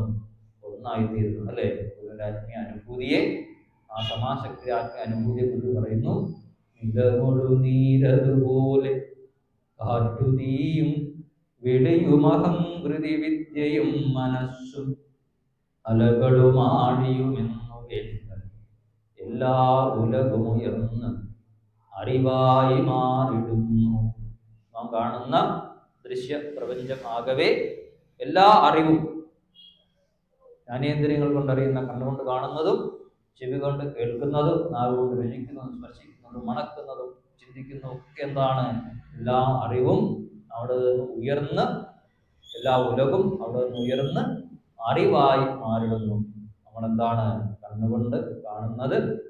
നമ്മുടെ അറിവാണ് അല്ലേ? ബോധശക്തിയാണ് കണ്ണുവഴി പ്രവർത്തിച്ച് ദൃശ്യത്തിൽ പറ്റിയിട്ട് എന്താണ് ആ അറിവിനെയാണ് നമ്മുടെ ബോധതലത്തിൽ സൃഷ്ടിക്കുന്നത്. അപ്പൊ എന്താണ് എല്ലാ ഉലകും ഈ അറിവ് മാത്രമാണെന്നതാണ് ഗുരു ഗദ്യകൃതികളിലും പദ്യകൃതിയിലും പറഞ്ഞു വെച്ചിരിക്കുന്നു. അപ്പൊ എന്താണ് ബ്രഹ്മവിദ്യ എന്നുള്ളത്? അവനവനെ കുറിച്ചുള്ള വിദ്യയാണ്. ശിഷ്യൻ ഗുരുവിന്റെ സമീപത്ത് ചെന്നിട്ട് ചോദിക്കുന്ന സാമ്പ്രദായികമായ പശ്ചാത്തലത്തിലാണ് ഗുരു ഈ കൃതി എഴുതിയിരിക്കുന്നത്. സമീപാണിയായ ഒരു ശിഷ്യൻ ഉപനിഷത്ത് കാലഘട്ടത്തിൽ എന്താണ്? ഉപനിഷത്ത് എന്ന് പറഞ്ഞാൽ നമുക്കറിയാം എന്താണ്?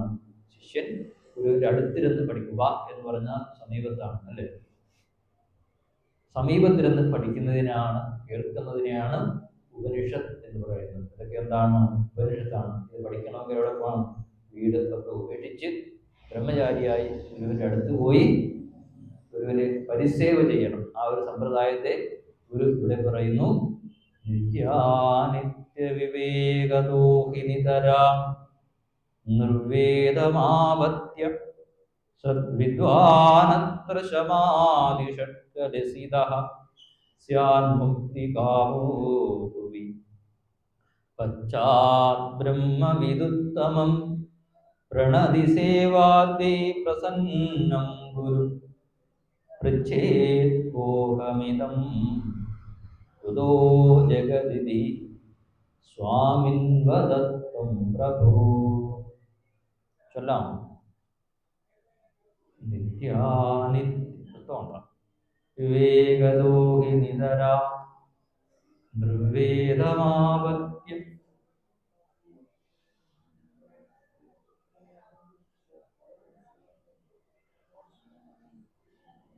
ആർക്കും ഒരു സൗണ്ടും ഇല്ലല്ലോ. ഒച്ച ഇങ്ങോട്ട് വരുന്നില്ലേ?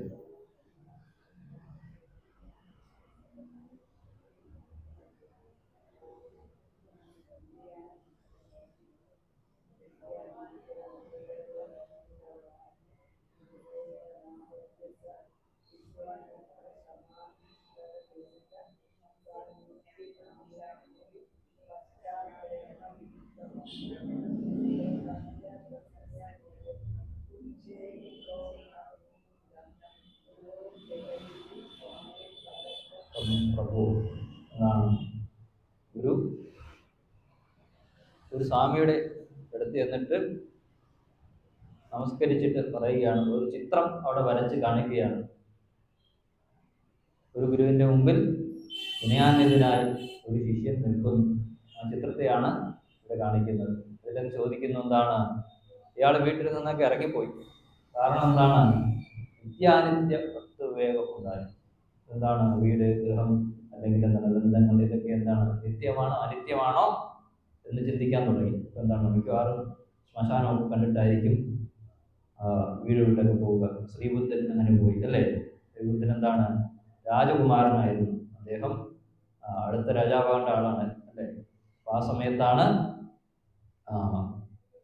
ഒന്നുകിൽ ഇദ്ദേഹം ലോകം അറിയപ്പെടുന്ന ചക്രവർത്തിയായി തീരും, അല്ലെങ്കിൽ ലോകം അറിയപ്പെടുന്ന മഹാസന്യാസിയായി തീരും എന്നാണ് ജ്യോതിഷന്മാരൊക്കെ പ്രവചിച്ചു എന്നാണ് പറയുന്നത്. അത് കണ്ടിട്ട് എന്താണ്, ദുഃഖപൂർണമായ ഒന്നും കാണാതെയാണ് സുധോധന മഹാരാജാവ് സിദ്ധാർത്ഥ രാജകുമാരനെ വളർത്തിക്കൊണ്ടുവന്നത്. എന്താണ്, ഈ രാജകൊട്ടാരത്തിന്റെ ഉള്ളിൽ ഇട്ട് തന്നെ വരുത്തി എപ്പോഴും നയനമനോഹരമായ കാഴ്ചകൾ, നല്ല ചെടികൾ.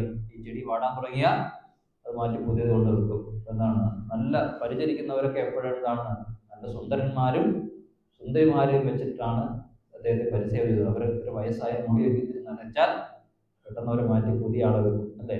എന്താണ്, നല്ല ആഹാരങ്ങൾ, ഒരിക്കലും മടുക്കാത്ത ആഹാരം, പുതിയ ആഹാരം, പുതിയ വസ്ത്രം എല്ലാം കൊടുത്തിട്ട് എന്താണ്, ഒരു ദുഃഖവും അറിയിക്കാതെയാണ് സിദ്ധാർത്ഥനെ വളർത്തിക്കൊണ്ടത്. അപ്പൊ സിദ്ധാർത്ഥന്റെ ആഗ്രഹം ഉണ്ടായി, എന്താണ്, ഈ നാടൊക്കെ ഒന്ന് കാണണം എന്നത്. അപ്പോ ആ നാട് കാണാനുള്ള ഏർപ്പാട് ചെയ്തു. ഒരു വണ്ടി വിളിച്ചു, രഥമൊക്കെ അലങ്കരിച്ചു. എന്നിട്ട് പറഞ്ഞു, ഇന്ന പ്രദേശങ്ങൾ പോയി കാണിച്ചു കൊടുക്കാൻ പറഞ്ഞു. അപ്പൊ എന്താണ്, പറഞ്ഞ പാടെ രാജാവ് രാത്രി ഈ പ്രദേശങ്ങളൊക്കെ എന്താണ്, തെരുവ് വീതികളൊക്കെ നല്ല ഭംഗിയാക്കി, പ്രധാനമന്ത്രിയൊക്കെ നമ്മുടെ നാട്ടിൽ വന്നാൽ വൃത്തിയാക്കുന്നത് പോലെ നാടും നഗരമൊക്കെ വൃത്തിയാക്കി, കെട്ടിടങ്ങളൊക്കെ പെയിന്റ് അടിച്ചു, സ്വർണ്ണമൊക്കെ പിടിപ്പിച്ചു, വഴിലൈറ്റൊക്കെ പിടിപ്പിച്ചു. അവിടെയുള്ള വയസ്സന്മാരൊക്കെ എന്ത് ചെയ്തു, മാറ്റി കൂട്ടിയിട്ടു, എന്നിട്ട് മതിലിനകത്താക്കി. എന്താണ്, എന്നിട്ട് ഇറങ്ങി നിൽക്കുന്നവരൊക്കെ എന്താണ്, സുന്ദരന്മാരെയൊക്കെ മേക്കപ്പ് ചെയ്ത് പൂത്താലൊക്കെ ആയിട്ട് വെളിയിൽ ഇറങ്ങി നിർത്തി. എല്ലാവരും രാജകുമാരൻ കാണുന്നതൊക്കെ എന്താണ്, ലോകം ഇങ്ങനെയാണെന്നാണ് രാജകുമാരൻ ധരിച്ചിരിക്കുന്നത്. അങ്ങനെ കണ്ടു ഈ നാടെല്ലാം കണ്ട് വളരെ സന്തോഷമായി അല്ലേ. അപ്പൊ പറഞ്ഞു, ഓടിച്ചോടിച്ച് പോയപ്പോൾ ഈ ചന്ദൻ എന്ന് പറയുന്ന പേരോട്ടുണ്ട്, കുത്തക്കെട്ടവനാണ്, അവിടെ പറഞ്ഞു പോവാൻ പറഞ്ഞു. അങ്ങനെ പോയി. രാജാവ് പറഞ്ഞ പരിധിയൊക്കെ കഴിഞ്ഞപ്പോൾ കണ്ടുള്ള ആകാംക്ഷയിൽ സന്തോഷത്തിൽ രാജകുമാരൻ പറഞ്ഞു, ഇനിയും മുന്നോട്ട് പോയിക്കൊള്ളാൻ പറഞ്ഞു. അങ്ങനെ പോയപ്പോഴെന്താണ്, ഈ പരിധിയൊക്കെ കഴിഞ്ഞു. ഇതിന് അണിയിച്ചൊരുക്കിയ ഭാഗമൊക്കെ കഴിഞ്ഞു, സുന്ദരികളും സുന്ദരന്മാരും ഒക്കെ കഴിഞ്ഞു. അവസാനം നോക്കുമ്പോൾ എന്താണ്, ഇങ്ങനെ പല്ല് ഒഴിഞ്ഞവരും രോഗം പിടിച്ചവരും കുറ്റം പിടിച്ചവരും ഓടക്കരികിൽ കിടക്കുന്നു. അപ്പൊ ഇതെന്ത് ജീവിയാണെന്ന് ചോദിച്ചു. എന്താണ്, ഒരാള് ഇങ്ങനെ വടികുത്തി പോകുന്നു. അപ്പൊ എന്താണ്, ഇത് ഒരാൾ രോഗം വന്ന ഒരാളാണെന്ന് പറഞ്ഞു. അപ്പൊ എന്താണ്, ഇങ്ങനെയൊക്കെ മനുഷ്യന് സംഭവിക്കുമോ?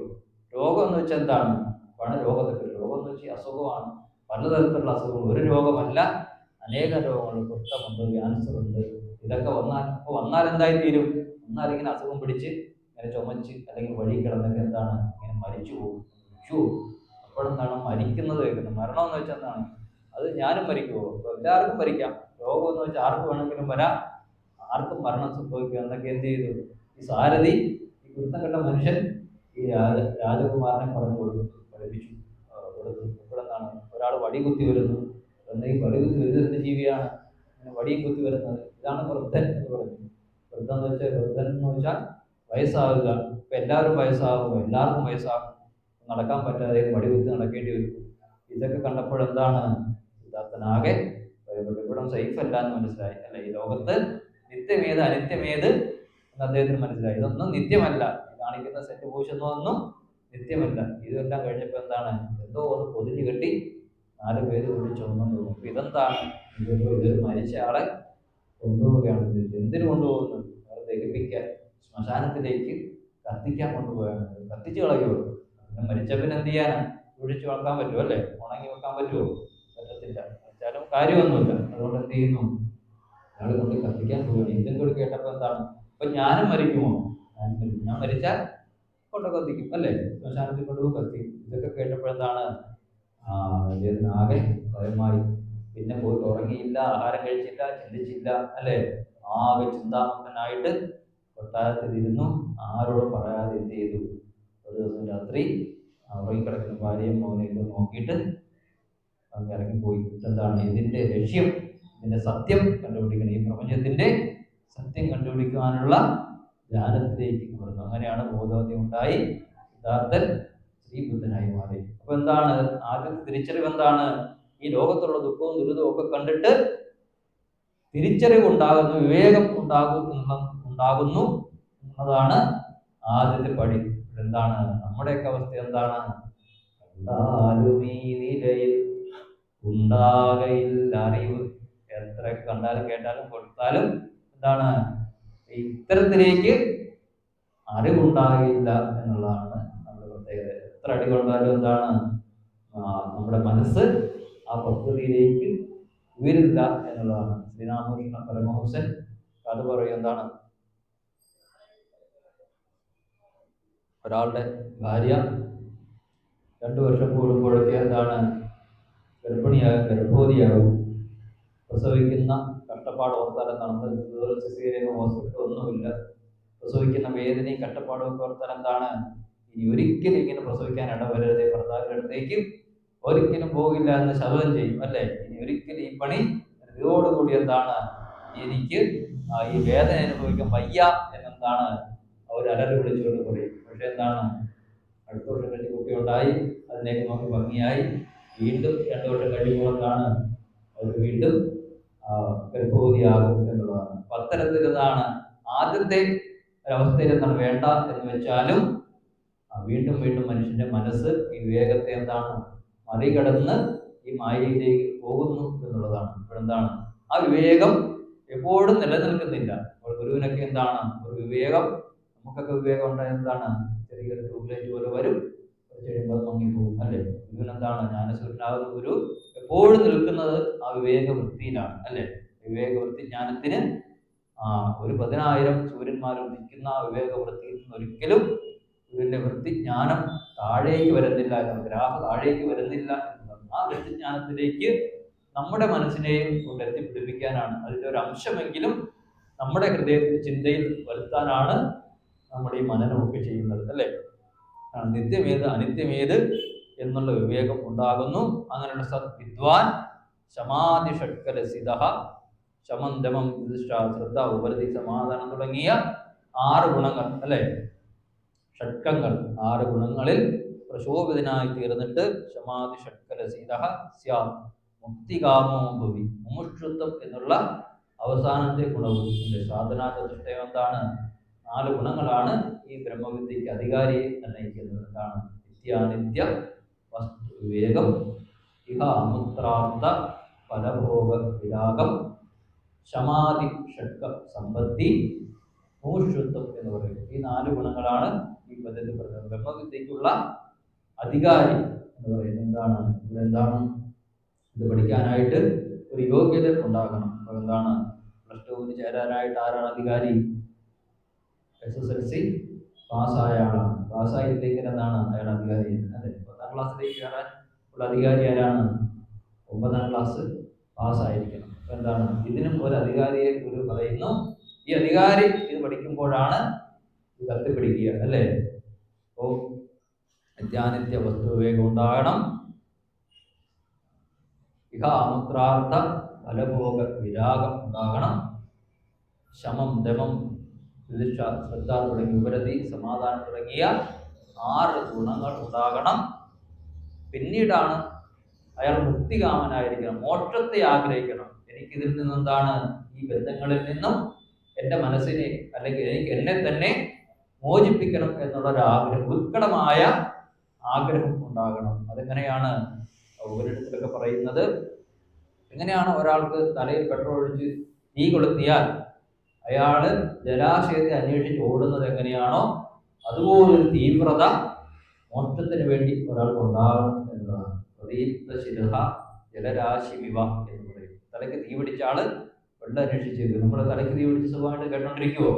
ഇല്ല. അവർക്ക് എവിടെയാണ് വെള്ളം എന്ന് പറഞ്ഞിട്ട് ഇറങ്ങി ഓടും എന്നാണ് വിവേകാനന്ദ സ്വാമിയുടെ ചരിത്രത്തിൽ. എന്താണ് ആ അവസ്ഥയിൽ വിവേകാനന്ദ സ്വാമി ഓടുന്നതൊക്കെ നമുക്ക് വായിക്കാൻ കഴിയും. എന്താണ് ഇങ്ങനെ ഓടി നടക്കുകയാണ്. എന്താണ് ഈശ്വരനെ കണ്ടിട്ടുണ്ടോ, ദൈവത്തെ കണ്ടിട്ടുണ്ടോ എന്ന് ചോദിച്ചിട്ട് എന്ത് ചെയ്തു? ഗംഗാതീരത്തുകൂടി ഒക്കെ വിവേകാനന്ദ നരേന്ദ്രനാഥ് ദത്തൻ ഇങ്ങനെ അലയുന്നുണ്ട്. എന്താണ് പല ജ്ഞാനികളെയും സിദ്ധന്മാരെയും ഗുരുക്കന്മാരെയും ഒക്കെ പോയി കണ്ടു. നിങ്ങളൊക്കെ ചെന്നവിടെ ചോദിക്കുന്നത് എന്താണ്? ദൈവത്തെ കണ്ടിട്ടുണ്ടോ എന്നാണ് ചോദിക്കുന്നത്.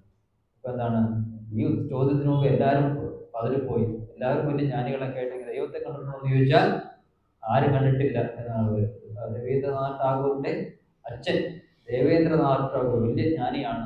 ദേവേന്ദ്രനാഥ് ടാഗോർ എന്നും പോയി ധ്യാനിക്കും. അങ്ങനെയാണ് അദ്ദേഹം വലിയ ധനാഢ്യനാണ്. ഗംഗയുടെ നടുക്ക് ഒരു ബോട്ട് നിർത്തിയിട്ട് ആ ബോട്ടിൽ ഇരുന്നുകൊണ്ടാണ് അദ്ദേഹം ധ്യാനിക്കുക. അപ്പോഴെന്താണ് പലരും പറഞ്ഞു, എന്താണ് ഞങ്ങളാരും ദൈവത്തെ ഒന്നും കണ്ടിട്ടില്ല, ഇദ്ദേഹം വേണമെങ്കിൽ കണ്ടു കാണും. എന്നും വന്നിട്ട് എന്താണ് ഗംഗയുടെ നടുക്ക് ആ ഒരു ശല്യം ഉണ്ടാകാതിരിക്കാനാണ് ഈ നടുക്ക് കൊണ്ടുപോയി ബോട്ട് നിർത്തിയിട്ട് ധ്യാനിക്കുന്നത്. കാരണം ഇദ്ദേഹം ദൈവത്തെ കണ്ടിട്ടുണ്ടാകും, എന്നും ധ്യാനിക്കുന്ന ആളാണ്, ഇങ്ങനെ ധ്യാനിക്കുന്ന ആളാണ് എന്ന് പറഞ്ഞിട്ട് വിവാഹത്തിന് എന്ത് ചെയ്തു, ഗംഗയുടെ നടുക്ക് ചെന്ന് നീന്തി കയറി. എന്താണ് ഇറങ്ങി നീന്തി കയറി ബോട്ടിൽ ചെന്ന് ധ്യാനത്തിലിരിക്കുന്ന ആളെ വിളിച്ചെഴുന്നേൽപ്പിച്ചു. എന്നിട്ട് ചോദിച്ചെന്താണ്, ധ്യാനത്തിലിരിക്കുന്ന ആൾ പേടിച്ചു, ഇത് ആരാണ് ഇതെന്ന് തോണ്ടി വിളിക്കുന്നത്. ആൾ ധ്യാനത്തിൽ നോക്കിയിട്ട് ചോദിച്ചു, അങ്ങ് ദൈവത്തെ കണ്ടിട്ടുണ്ടോ എന്ന് ചോദിച്ചു. അദ്ദേഹം അതോടുകൂടി ധ്യാനം നടത്തി. കാരണം എന്താണ്, ഞാൻ കണ്ടിട്ടില്ല, വേണമെങ്കിൽ നിനക്ക് കാണാൻ സാധിക്കും എന്ന് പറഞ്ഞെന്താണ് പ്രോത്സാഹിപ്പിച്ചു. ആർക്കും കണ്ടു എന്ന് ഉത്തരം പറയാൻ സാധിച്ചില്ല എന്നുള്ളതാണ്. അങ്ങനെയാണ് ഗദാധരൻ എന്ന പേരുള്ള ദക്ഷിണേശ്വരത്തെ ഭ്രാന്തൻ എന്നറിയപ്പെടുന്ന, അങ്ങനെയാണ് അദ്ദേഹത്തെ പറഞ്ഞുകൊണ്ട് ശ്രീരാമകൃഷ്ണ പരമഹംസന്റെ അടുത്തെത്തുന്നത്. ശ്രീരാമകൃഷ്ണ പരമഹംസൻ ഒന്നും അല്ല അന്ന് സമൂഹം അദ്ദേഹത്തെ പറഞ്ഞുകൊണ്ട് ദക്ഷിണേശ്വരത്തെ ഭ്രാന്തൻ. അദ്ദേഹം ഇടയ്ക്കിടയ്ക്ക് എന്താണ് നൃത്തം ചെയ്യും, പൂജ ചെയ്യും, ആവേശത്തിലാവും, അങ്ങനെയൊക്കെ ഉള്ളത് എന്താണ് ദക്ഷിണേശ്വരത്തെ ഭ്രാന്തൻ എന്നാണ് പറഞ്ഞുകൊണ്ടിരുന്നത്. അങ്ങനെയുള്ള ശ്രീരാമകൃഷ്ണ പരമഹംസന്റെ അടുത്ത് എത്തുകയും അദ്ദേഹത്തോടും പോയി ചോദിച്ചെന്താണ്, അങ്ങ് ദൈവത്തെ കണ്ടിട്ടുണ്ടോ എന്ന് ചോദിച്ചു. എന്താണ് കണ്ടിട്ടുണ്ടോ കുട്ടി എന്ന് പറഞ്ഞു. നിന്നെ ഇപ്പോൾ എന്താണ് നിന്നെ കാണുന്നതിലും വ്യക്തമായി ഞാൻ ദൈവത്തെ കണ്ടു എന്ന് പറഞ്ഞു. ഞെട്ടിപ്പോയി.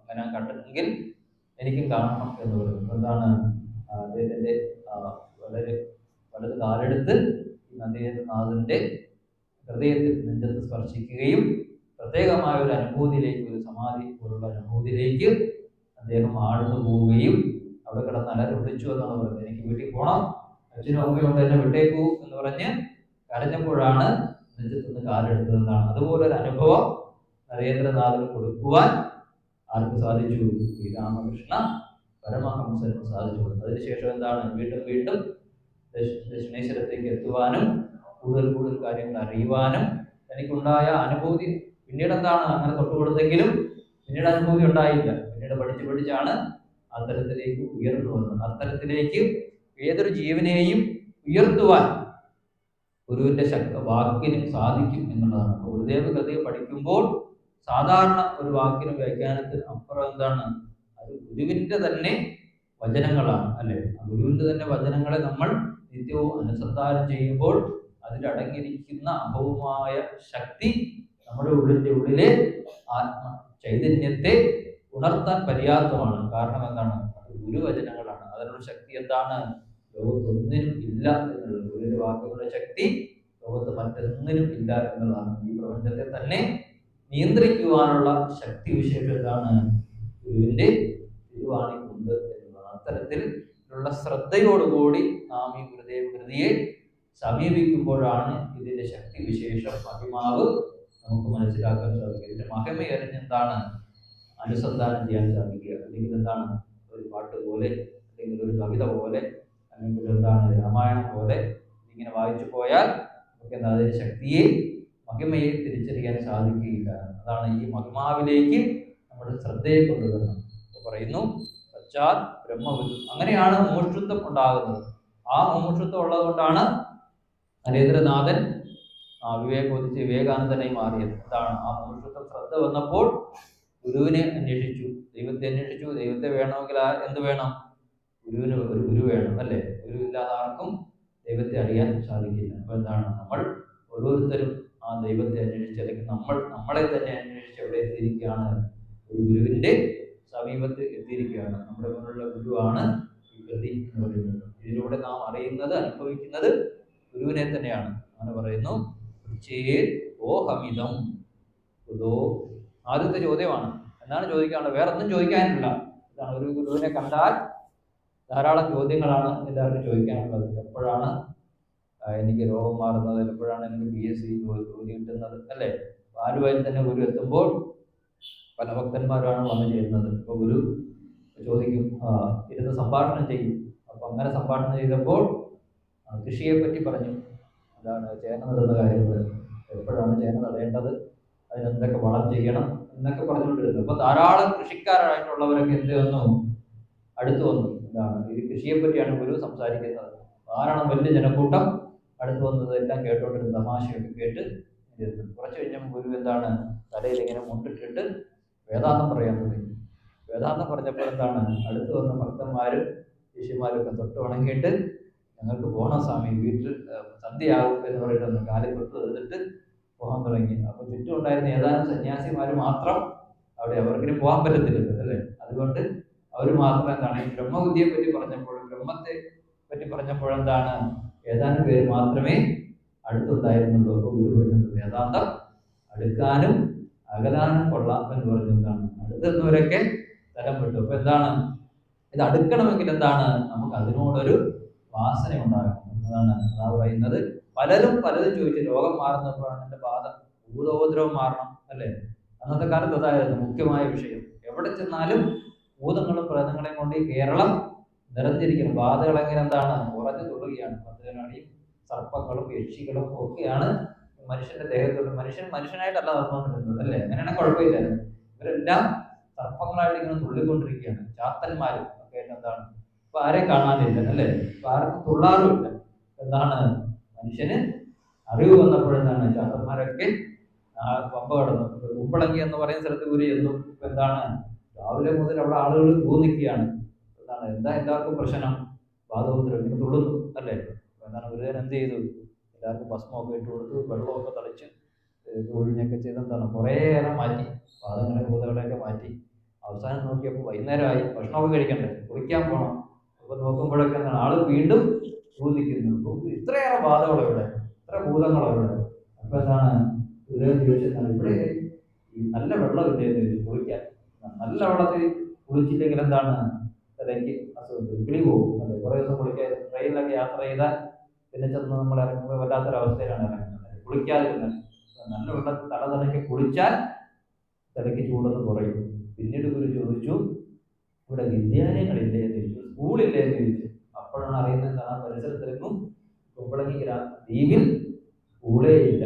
ഉടനെ തന്നെ ക്യൂ നിൽക്കുന്നവരൊക്കെ പറഞ്ഞു നാളെ തന്നെ ഇവിടെ സ്കൂളിന് കുറ്റിയടിക്കണം എന്ന് പറഞ്ഞിട്ട് ഗുരു എന്താണ് കുമ്പളങ്ങിയിൽ അർദ്ധനാരീശ്വര ക്ഷേത്രത്തിനടുത്താണ് വിദ്യാലയം ആരംഭിച്ചു. അറിവ് പകർന്നപ്പോഴത്താണ് സ്കൂളിൽ പോയി പഠിക്കാൻ തുടങ്ങിയപ്പോൾ ഇവന് വാദോപദ്രവമില്ല. ഇവന്റെ ഉള്ളിൽ ചാത്തൻ കയറുന്നില്ല, സർപ്പം കയറുന്നില്ല. കാരണം എന്താണ് അറിവിന് ശക്തി അനന്തമുണ്ട്. അവന്റെ ഉള്ളിലേക്ക് അറിവ് വന്നപ്പോഴെന്താണ് അവനെ തന്നെ ചെയ്ത് തുള്ളിയാൽ അറിവുള്ളവൻ അല്ലെങ്കിൽ എന്താണ് എഡ്യൂക്കേറ്റഡ് ആയ ഒരിക്കലും പോയി ഈ സർപ്പം തുള്ളാൻ പോയി നിൽക്കത്തില്ല. കാരണം എന്താണ് അവന് അറിവുണ്ട്. ആ അറിവിലേക്കാണ് ശ്രീനാരായണ ഗുരുദേവൻ ഈ സമൂഹത്തെ കൊണ്ടുപോയി. ഈ അറിവ് പൂർണ്ണമായോ നമുക്ക് ഇല്ല, പകുതിയിൽ എത്തിയിരിക്കുകയാണ് അല്ലേ. അതുകൊണ്ടാണ് ഇപ്പോഴും മാതൃകാ ലോകം സൃഷ്ടിക്കപ്പെടാത്തത്. ഈ അറിവ് പൂർണ്ണമാകണമെങ്കിൽ എന്താണ് ഗുരു തന്ന പൂർണ്ണ വിദ്യയിലേക്ക് എന്താണ് അത് പൂർണ്ണമായും അറിയേണ്ടതുണ്ട്, അമരേണ്ടതുണ്ട്. അപ്പൊ ഗുരുവിനോട് ചോദിക്കുന്നു.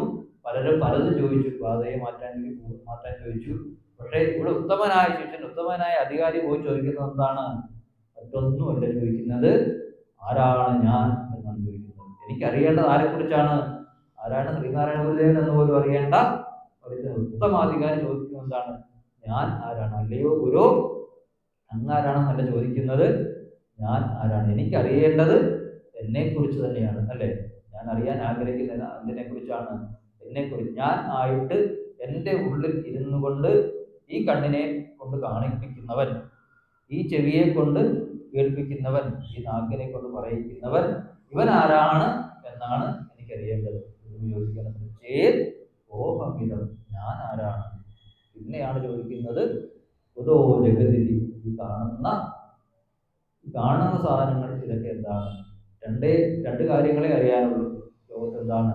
ഞാനാരാണെന്ന് അറിയണം, ഈ കാണുന്ന പ്രപഞ്ചം എന്നത്. ഇതിൽ നിന്ന് അന്യമായിട്ട് മറ്റൊന്നും അറിയാനില്ല. എന്തൊക്കെ വിദ്യകൾ അറിഞ്ഞാലും എന്താണ് അതിൽ ഞാനുണ്ട്, അറിയപ്പെടുന്ന അറിവുണ്ട്. ദൃക്കും ദൃശ്യവും, കാണുന്ന ഞാനാണ്, അറിയുന്ന ഞാനാണ് ഇതിനായിട്ട് ദൃക്കായിട്ടിരിക്കുന്നത്. കാണുന്ന പ്രപഞ്ചം എന്താണ്? ഇത് മുഴുവൻ ദൃശ്യമാണ്. അതാണ് ഗുരു ദൈവദർശനത്തിൽ പറയുന്നത്, ഒന്നൊന്നായി എണ്ണി എണ്ണി തൊട്ടെണ്ണും പൊരുളൊടുങ്ങിയാൽ ഇന്നിടും ദൃക്കുപോൽ ഉള്ളം ഇന്നിൽ അസ്പന്ദമാകണം അല്ലെ. അപ്പോൾ മാത്രമേ ഉള്ളം അസ്പന്ദമാകുള്ളൂ. സമാധാനത്തോടുകൂടി സമചിത്തതയെ പ്രാപിച്ച് ഹൃദയം നിശ്ചലമാകണമെങ്കിൽ എന്ത് വേണം? ഈ അസ്പന്ദത വരണമെങ്കിൽ എന്ത് വേണം? നമ്മളെ നമ്മൾ അറിയണം. അല്ലെ? ലോകത്തുള്ള സകല കാര്യങ്ങളും നമ്മൾ നെറ്റ് വഴി ഫോൺ വഴി എന്താണ് നോക്കിക്കൊണ്ടിരിക്കുകയാണ്. എന്ത് കാര്യം സംഭവിച്ചാലും അമേരിക്കയിൽ നടക്കുന്നതും വിദേശത്ത് നടക്കുന്നതും ഇംഗ്ലണ്ടിൽ നടക്കുന്ന എല്ലാ കാര്യവും എന്താണ് നമുക്കറിയാൻ സാധിക്കും. ഇപ്പോൾ ഗൂഗിൾ ഉള്ളതുകൊണ്ടാണ് സെർച്ച് ചെയ്ത് നോക്കിയാൽ എല്ലാം നമുക്ക് വിരൽത്തുമ്പിലാണ്. പക്ഷെ ഇങ്ങനെ അറിയുന്ന മനുഷ്യൻ എന്താണ്? നമ്മളെ ബാക്കി എല്ലാത്തിനെയും അറിഞ്ഞെന്താണ് അറിവുള്ളവനായി നടക്കുമ്പോഴും നമ്മൾ ഒരാളെ മാത്രം വിട്ടുപോയി. ആരെയാണ്? നമ്മളെ വിട്ടുപോയി. അല്ലെ?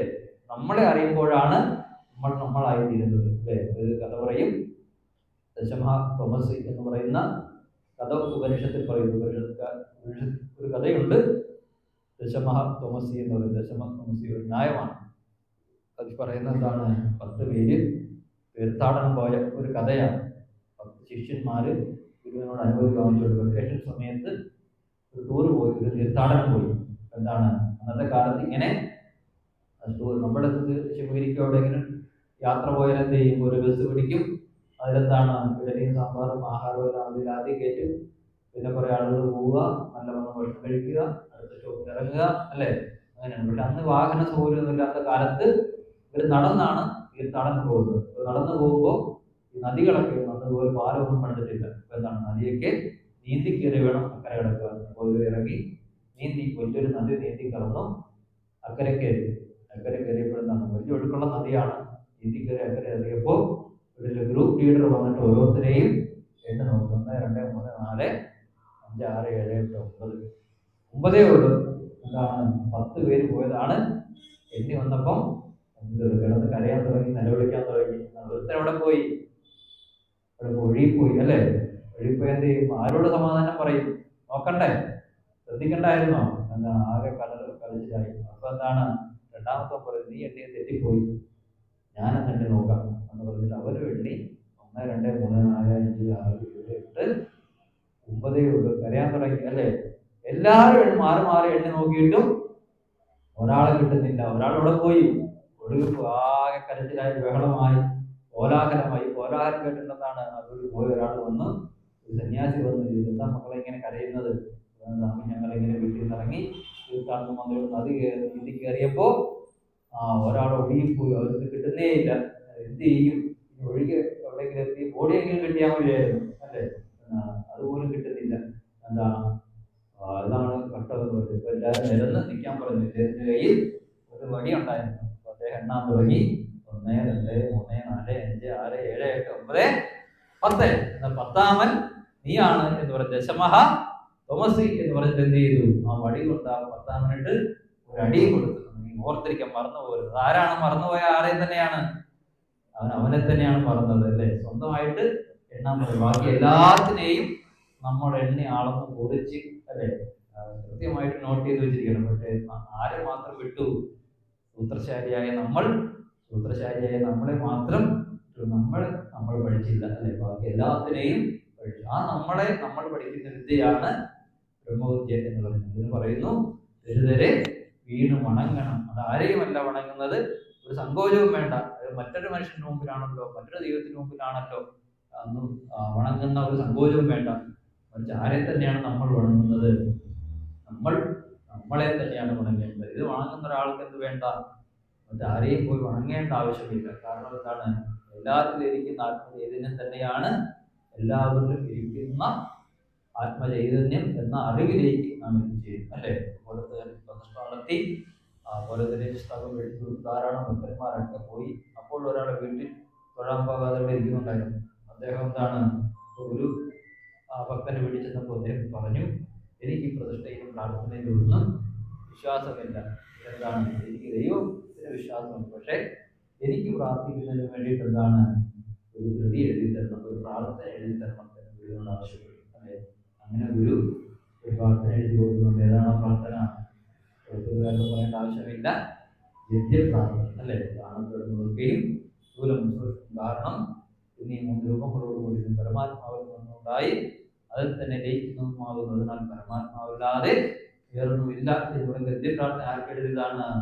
ഇങ്ങനെ തന്നെ വണങ്ങാൻ ആഗ്രഹം, മറ്റെങ്ങും പോയി വണങ്ങാൻ ആഗ്രഹമില്ലാത്ത ആൾക്ക് വേണ്ടി. ഇത് മാത്രം പ്രാർത്ഥിച്ചാൽ മതി. ഇത് പ്രാർത്ഥിക്കുകയല്ല, മനനം ചെയ്താൽ മതി. എന്താണ്? അവന്റെ സകല അവിദ്യയും ഗുരുകില്ലാതെയായി അവൻ ആ ബോധത്തിലേക്ക് ചേരും എന്നുള്ളതിന് സംശയമില്ല. എന്താണ് എന്ന് പറയുന്നു?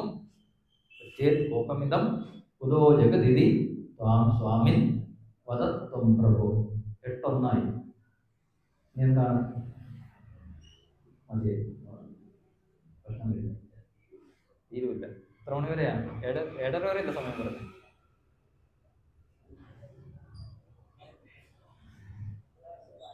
ഒരു പ്രാവശ്യം വായിക്കും. ബ്രഹ്മനജേന്ദ്രിയാണി നമനോ ബുദ്ധിർന ചിത്തം വപു പ്രാണാഹം ഹൃദയോന്യതപ്യസ അവിദ്യാകൽപിതം സ്വാത്മനി സർവം ദൃശ്യതയാ ജഡം ജഗതിദം തത്തഃ പരം നാന്യതോ ജാതം ന സദയേവ ഭാതി മൃഗതൃഷ്ണാഭം ദരീദൃശ്യതാം. ചൊല്ലുന്നോ? ചൊല്ലുന്നു.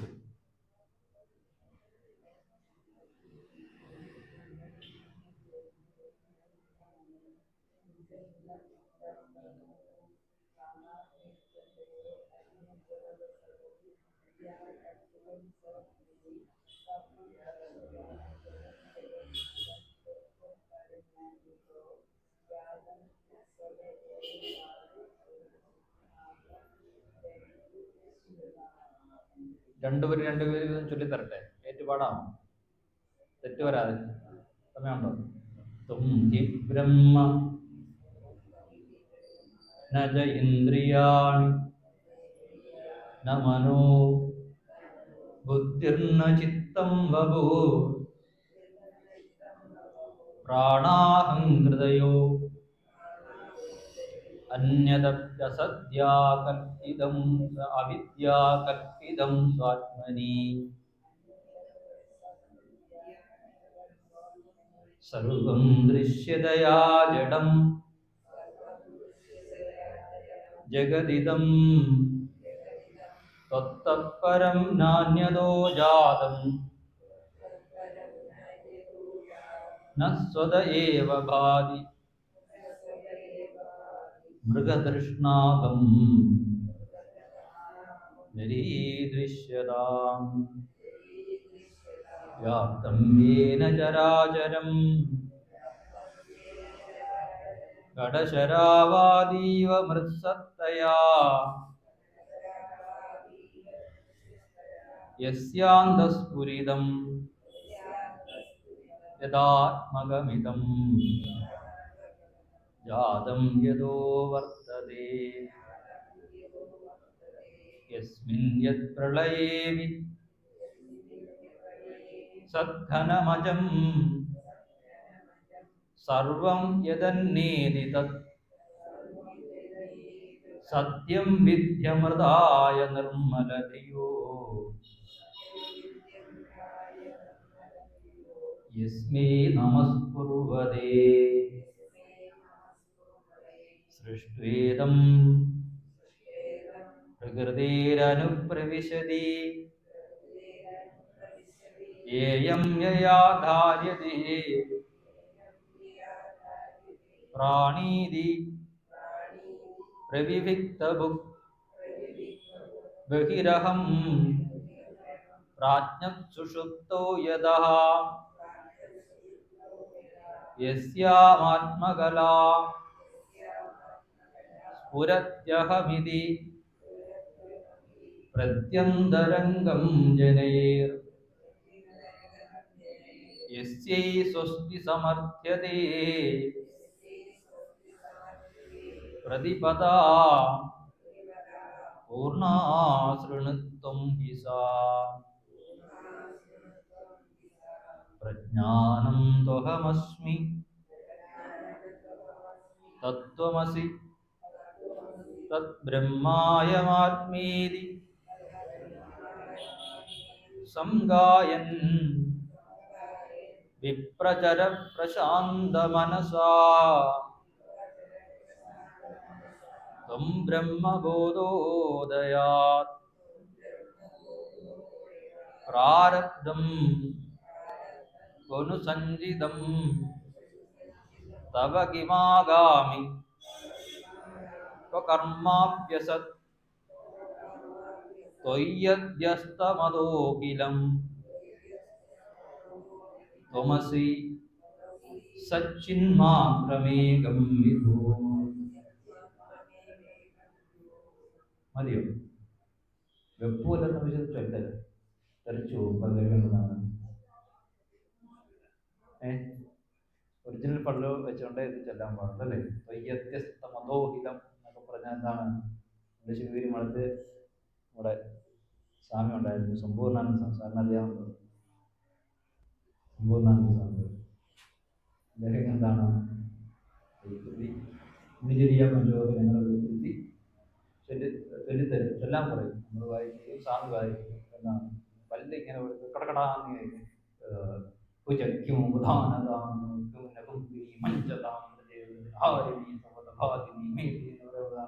പല്ല് തെറിച്ചു പോകാൻ സാധ്യതയുണ്ട്. എന്താണ്? അപ്പോൾ അത്തരത്തിൽ നമ്മൾ ഓരോ പദങ്ങളായിട്ട് ചൊല്ലി ചൊല്ലി പഠിച്ചാൽ ആർക്കും അനായാസേന എന്താണ് ഈ കൃതി നമുക്ക് പഠിച്ചെടുക്കാവുന്നതേ ഉള്ളൂ. ഇതിൻ്റെ ശബ്ദ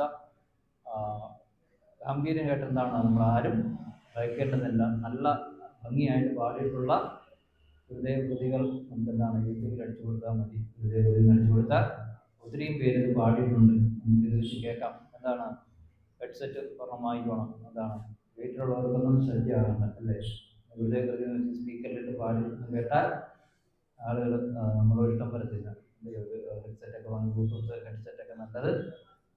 ഓർഡർ ചെയ്താൽ കരിയുമ്പോഴും യാത്ര ചെയ്യുമ്പോഴും വണ്ടി ഓടിക്കുമ്പോഴും ബാക്കി കാര്യങ്ങളിലൊക്കെ ഇരിക്കുമ്പോഴും നമുക്ക് എന്ത് ചെയ്യാൻ പറ്റും? ഈ ഹൃദയകൃതി ഇങ്ങനെ കേട്ടുകൊണ്ടിരിക്കും. അതെന്തായാലും ഒരു 10 ദിവസം കേട്ടാൽ അനായാസേന എന്താണ് നമുക്കിത് ചൊല്ലാൻ പഠിക്കാം. ചൊല്ലാൻ പഠിച്ചു കഴിഞ്ഞാൽ അതിൻ്റെ പദാനുകളും അർത്ഥമുള്ള എന്താണ് ചെറിയ ബുക്ക് നമുക്ക് വായിക്കാം. നാരായണ പ്രസാദ് എഴുതിയിട്ടുണ്ട്, TK ഭാസ്കരൻ സാർ എഴുതിയിട്ടുണ്ട്, ശാസ്ത്ര സാർ എഴുതി. ഏതെങ്കിലും ഒരു ചെറിയൊരു വ്യാഖ്യാനം എന്ത് ചെയ്യുക, അത് വായിച്ച് പദാനുപദം അർത്ഥം പഠിക്കുക. ഇന്ന പദത്തിൻ്റെ അർത്ഥം ഇതാണെന്ന് നമ്മൾ നോട്ട് ബുക്കിൽ നമ്മൾ തന്നെ ഒന്ന് എഴുതി വെക്കുക. അതാണ് നമ്മുടെ നോട്ട് ബുക്ക്. വേറൊരു ബുക്ക് നമ്മുടെ നോക്കണ്ട. എന്താണ് നമ്മൾ ഗ്രഹിച്ച കാര്യം, ഒരു പദത്തിൻ്റെ അർത്ഥം എന്താണ് നമ്മൾ തന്നെ ഒന്ന് ഒരു ദിവസം ഒരു പദ്യം എഴുതിയാൽ മതി. അങ്ങനെ ഒരു നോട്ട് ബുക്ക് നമുക്കുണ്ടാകണം. നമ്മളൊരു ശബ്ദം എടുക്കണം. ഇന്ന് എന്താണ് കിടന്നുറങ്ങുന്നതിന് മുമ്പ് പിന്നീട് ഇത്രയും വർഷമൊക്കെ ജീവിച്ചു അല്ലേ? മരിക്കുന്നതിന് മുമ്പ് എന്താണ് ഒരു പദ്യമെങ്കിലും ഒരു ദിവസം ഞാൻ പഠിക്കും. എന്ത് ചെയ്യണം? ഹൃദയകൃതി ഒരു പദ്യം പഠിച്ചാൽ മതി, ഒത്തിരി പദ്യമൊന്നും പഠിക്കേണ്ട അല്ലേ? പതിയ മോക്ഷം കിട്ടിയാൽ മതി. എന്താണ് ഒരു പദ്യം, ഏതെങ്കിലും ഒരു കൃതി എടുത്ത് ഏതെങ്കിലും ഒരു പദ്യം എടുത്ത് വായിക്കുക, അതിൻ്റെ അർത്ഥം ചെയ്യുക. എന്താണ് നിങ്ങൾ പ്രവർത്തിച്ചില്ല എങ്കിലും ഈ കൃതി നിങ്ങളുടെ ഉള്ളിൽ കിടന്ന് പ്രവർത്തിക്കും. എന്താണ് ഉപനിഷത്താണ് ഉള്ളിലേക്ക് പോയിരിക്കുന്നത്. ഉപനിഷത്തിനുള്ളിൽ പോയാൽ എന്താണ് ഇത് പ്രവർത്തിക്കാൻ പറ്റില്ല അല്ലേ? പാരസെറ്റമോൾ ഗുളിക കഴിച്ചാൽ ഗുളിക കിടന്നുള്ളിൽ പ്രവർത്തിക്കും. നമ്മളൊന്നും പറയും ഗുളിക കഴിച്ചാൽ മതി, ഡോക്ടർ ഇത്രയും പറയും അല്ലേ? നിങ്ങൾ അതിൻ്റെ ഘടന ഇത് എങ്ങനെയാണ് ഈ ഗുളിക ശരീരത്തിൽ പ്രവർത്തിക്കുന്നത്, എന്തൊക്കെ രീതിയിൽ അത് പ്രവർത്തിക്കും എന്നൊന്നും നമ്മൾ അറിയേണ്ട ആവശ്യമില്ല. സയൻസും മറ്റും ഒന്നും നമ്മൾ അറിയണം. നമ്മൾ എന്ത് ചെയ്താൽ മാത്രം മതി? ഈ ഗുളികയൊക്കെ രാവിലെ വൈകിട്ടും 3 നേരം കഴിച്ചാൽ മതി, രോഗം മാറിയാൽ മതിയല്ലോ.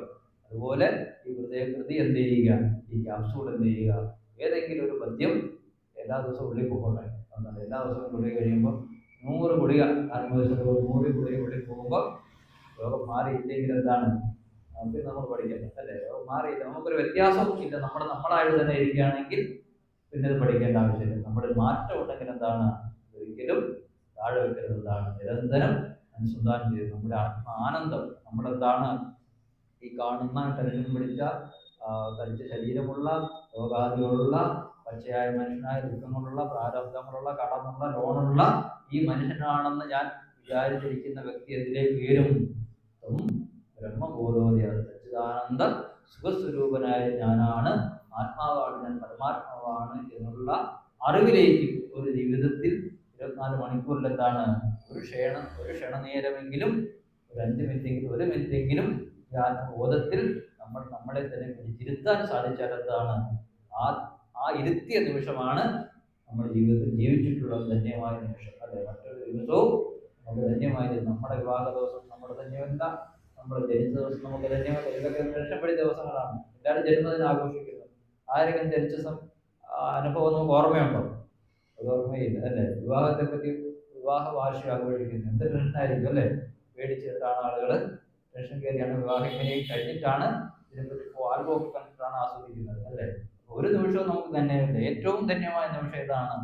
നമ്മൾ നമ്മളെ അറിയുന്ന, നമ്മൾ നമ്മളായിട്ടിരിക്കുന്ന ധന്യമായ നിമിഷത്തിലേക്ക് എത്തിക്കുവാനുള്ള പടവുകളാണ് ഹൃദയപ്രതി അല്ലേ? ഇത് അറിയുന്നതോറും ആരും നമ്മളെ അറിഞ്ഞില്ലെങ്കിലും മറ്റാരും, എല്ലാവരും പറയുന്നു ആരും എന്നെ മനസ്സിലാക്കുന്നില്ല, എന്നെ അറിയുന്നില്ല എന്ന് പറയുന്നത് ഏതാണ്?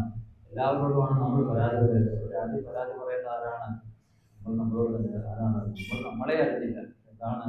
നമ്മൾ നമ്മളെ അറിയാൻ ശ്രമിക്കുമ്പോൾ നമ്മളുടെ അകന്ത അകലും അനേകം അഹന്തയാകയാണ്. ആരുണരുവത് ഉള്ളൊരു നിർവികാരവും. എന്താണ് ഈ അഹന്തകൾ? നമ്മൾ കൂട്ടിച്ചേർത്ത് വെച്ചേക്കുന്ന നമ്മളല്ലാത്ത ഭാവങ്ങൾ ഓരോന്നോരോന്നായി ചിറക് പൊഴിയുന്നത് പോലെ കൊഴിഞ്ഞു പോകുമ്പോൾ സ്വയം പ്രകാശപൂർവമായ തനിയായിട്ടുള്ള മുക്തി, തനിയായിട്ടുള്ള അറിവ് നമ്മൾ നിറഞ്ഞ് പ്രകാശിക്കും. അതിനുള്ളൊരു തുടക്കമാകട്ടെ ഈ പഠനം എന്ന് ഞാൻ ആശംസിക്കുന്നു. ഇതിന് അവസരമൊരുക്കിയവർക്കും അന്താരാഷ്ട്ര പഠന കേന്ദ്രത്തിനും ഇത്രയും നേരം ശ്രദ്ധാലുക്കളായി ശ്രമിച്ചിരുന്ന നിങ്ങൾക്ക് ഓരോരുത്തർക്കും അനുഗ്രഹ വർഷം ഉണ്ടാകട്ടെ എന്ന് പ്രാർത്ഥിക്കുന്നു. ഈ കൃതി ഒരു പദ്യം മാത്രമേ നമുക്ക് ഓടിച്ചു പോകാൻ പറ്റിയിട്ടുള്ളൂ. ഇനിയും നമുക്ക് ക്ലാസ്സുകൾ സംഘടിപ്പിക്കാം. അല്ലെങ്കിൽ എന്താണ്, ഇതിനൊരു തുടക്കമാകട്ടെ. എപ്പോൾ വേണമെങ്കിലും ശിവഗിരിയിൽ വന്നാൽ, ശിവഗിരിയിൽ എത്തിയാൽ ധർമ്മ പ്രചരണ സഭയുണ്ട്. സഭയിൽ അംഗങ്ങളായി നിങ്ങൾക്ക് ചേരാം. അതുപോലെ എന്താണ്, സഭയുടെ താഴെ നമുക്ക് യൂണിറ്റ് എടുത്താൽ എന്ത് ചെയ്യാൻ പറ്റും? കുട്ടികളെ അനുസൃതമായി നമുക്ക് പഠിക്കാൻ സാധിക്കും. ശിവഗിരി സന്യാസിമാർ ഉൾപ്പെടെ ശിവാൻ സാറിന് ഉൾപ്പെടെയുള്ള എന്താണ് പണ്ഡിതന്മാരെ കൊണ്ട് നമുക്ക് ക്ലാസുകൾ നടത്താൻ സാധിക്കും. എപ്പോൾ വേണമെങ്കിലും വിളിച്ചിട്ട് ശിവഗിരിയിൽ വന്നാൽ നമുക്ക് എന്താണ് ബ്രഹ്മവിദ്യ പഞ്ചകത്തിന്റെ ഒരു ഫുൾ ക്ലാസ് നമുക്ക് അറേഞ്ച് ചെയ്യാൻ സാധിക്കും. ആ ഒരു ആലോചനയിലേക്ക് കൂടി നിങ്ങളുടെ ശ്രദ്ധയെ ക്ഷണിച്ചുകൊണ്ട് ഈ കൃതി അപൂർണമാക്കി നിർത്തിയത് ആദ്യം തന്നെ ക്ഷമാപണം ചോദിക്കുന്നു. കാരണം എന്താണ്, ഞാൻ പലയിടത്തും പോയി ക്ലാസ് എടുത്ത് 3 ദിവസം കൊണ്ടൊക്കെയാണ് ഈ കൃതി എടുത്ത് തീർത്തിട്ടുള്ളത്. എന്താണ്, ഒരിക്കലും നമ്മളെന്താണ് ഹൃദയകൃതി ആകുന്ന മഹാസാഗരത്തിന് മുമ്പിൽ എന്താണ് നമ്മൾ അമിച്ചി വഴി മഹാസാഗരമാണ് അല്ലേ? ഒരു പാർണപ്പടയിൽ പഠിച്ചതിന് ശേഷം ഒരു ചെമ്പ് തമ്മല എടുത്തുകൊണ്ട് ഇറങ്ങുന്നുണ്ട്. ചോദിക്കുന്നതാണ്, പാർണപ്പടയിലോട് ചോദിക്കുന്നു, അങ്ങോട്ടാണ് പോകുന്നത്, എന്താണ് ഉദ്ദേശം എന്നൊക്കെ ചോദിച്ചു. പറയുന്നത് നാം ഒരു മഹാസാഗരത്തിൽ മുങ്ങാൻ പോവുകയാണ്. അതിൽ നിന്ന് എന്തെങ്കിലും മുത്തും ചെപ്പിയും കിട്ടിയാൽ അത് ഈ ചെമ്പ് തമ്മലയിൽ അടച്ചുകൊണ്ടുവന്ന് ഉപകാരാർത്ഥം വിതരണം ചെയ്യാനാണ് ഈ ചെമ്പ് തമ്മല എടുത്തത്. ഇത് മഹാസാഗരത്തിന് മുമ്പിൽ നമ്മൾ ആരും അല്ല എന്ന് തിരിച്ചറിവുകൊണ്ട് എന്താണ് നമ്മുടെ കയ്യിൽ കിട്ടിയ അല്പം മുത്തോ ചെറിയോ രത്നമോ ഒക്കെ കൈവിടാതെ സൂക്ഷിക്കാൻ നിങ്ങൾക്ക് സാധിക്കട്ടെ എന്ന് ആശംസിച്ചു എൻ്റെ വാക്കുകൾ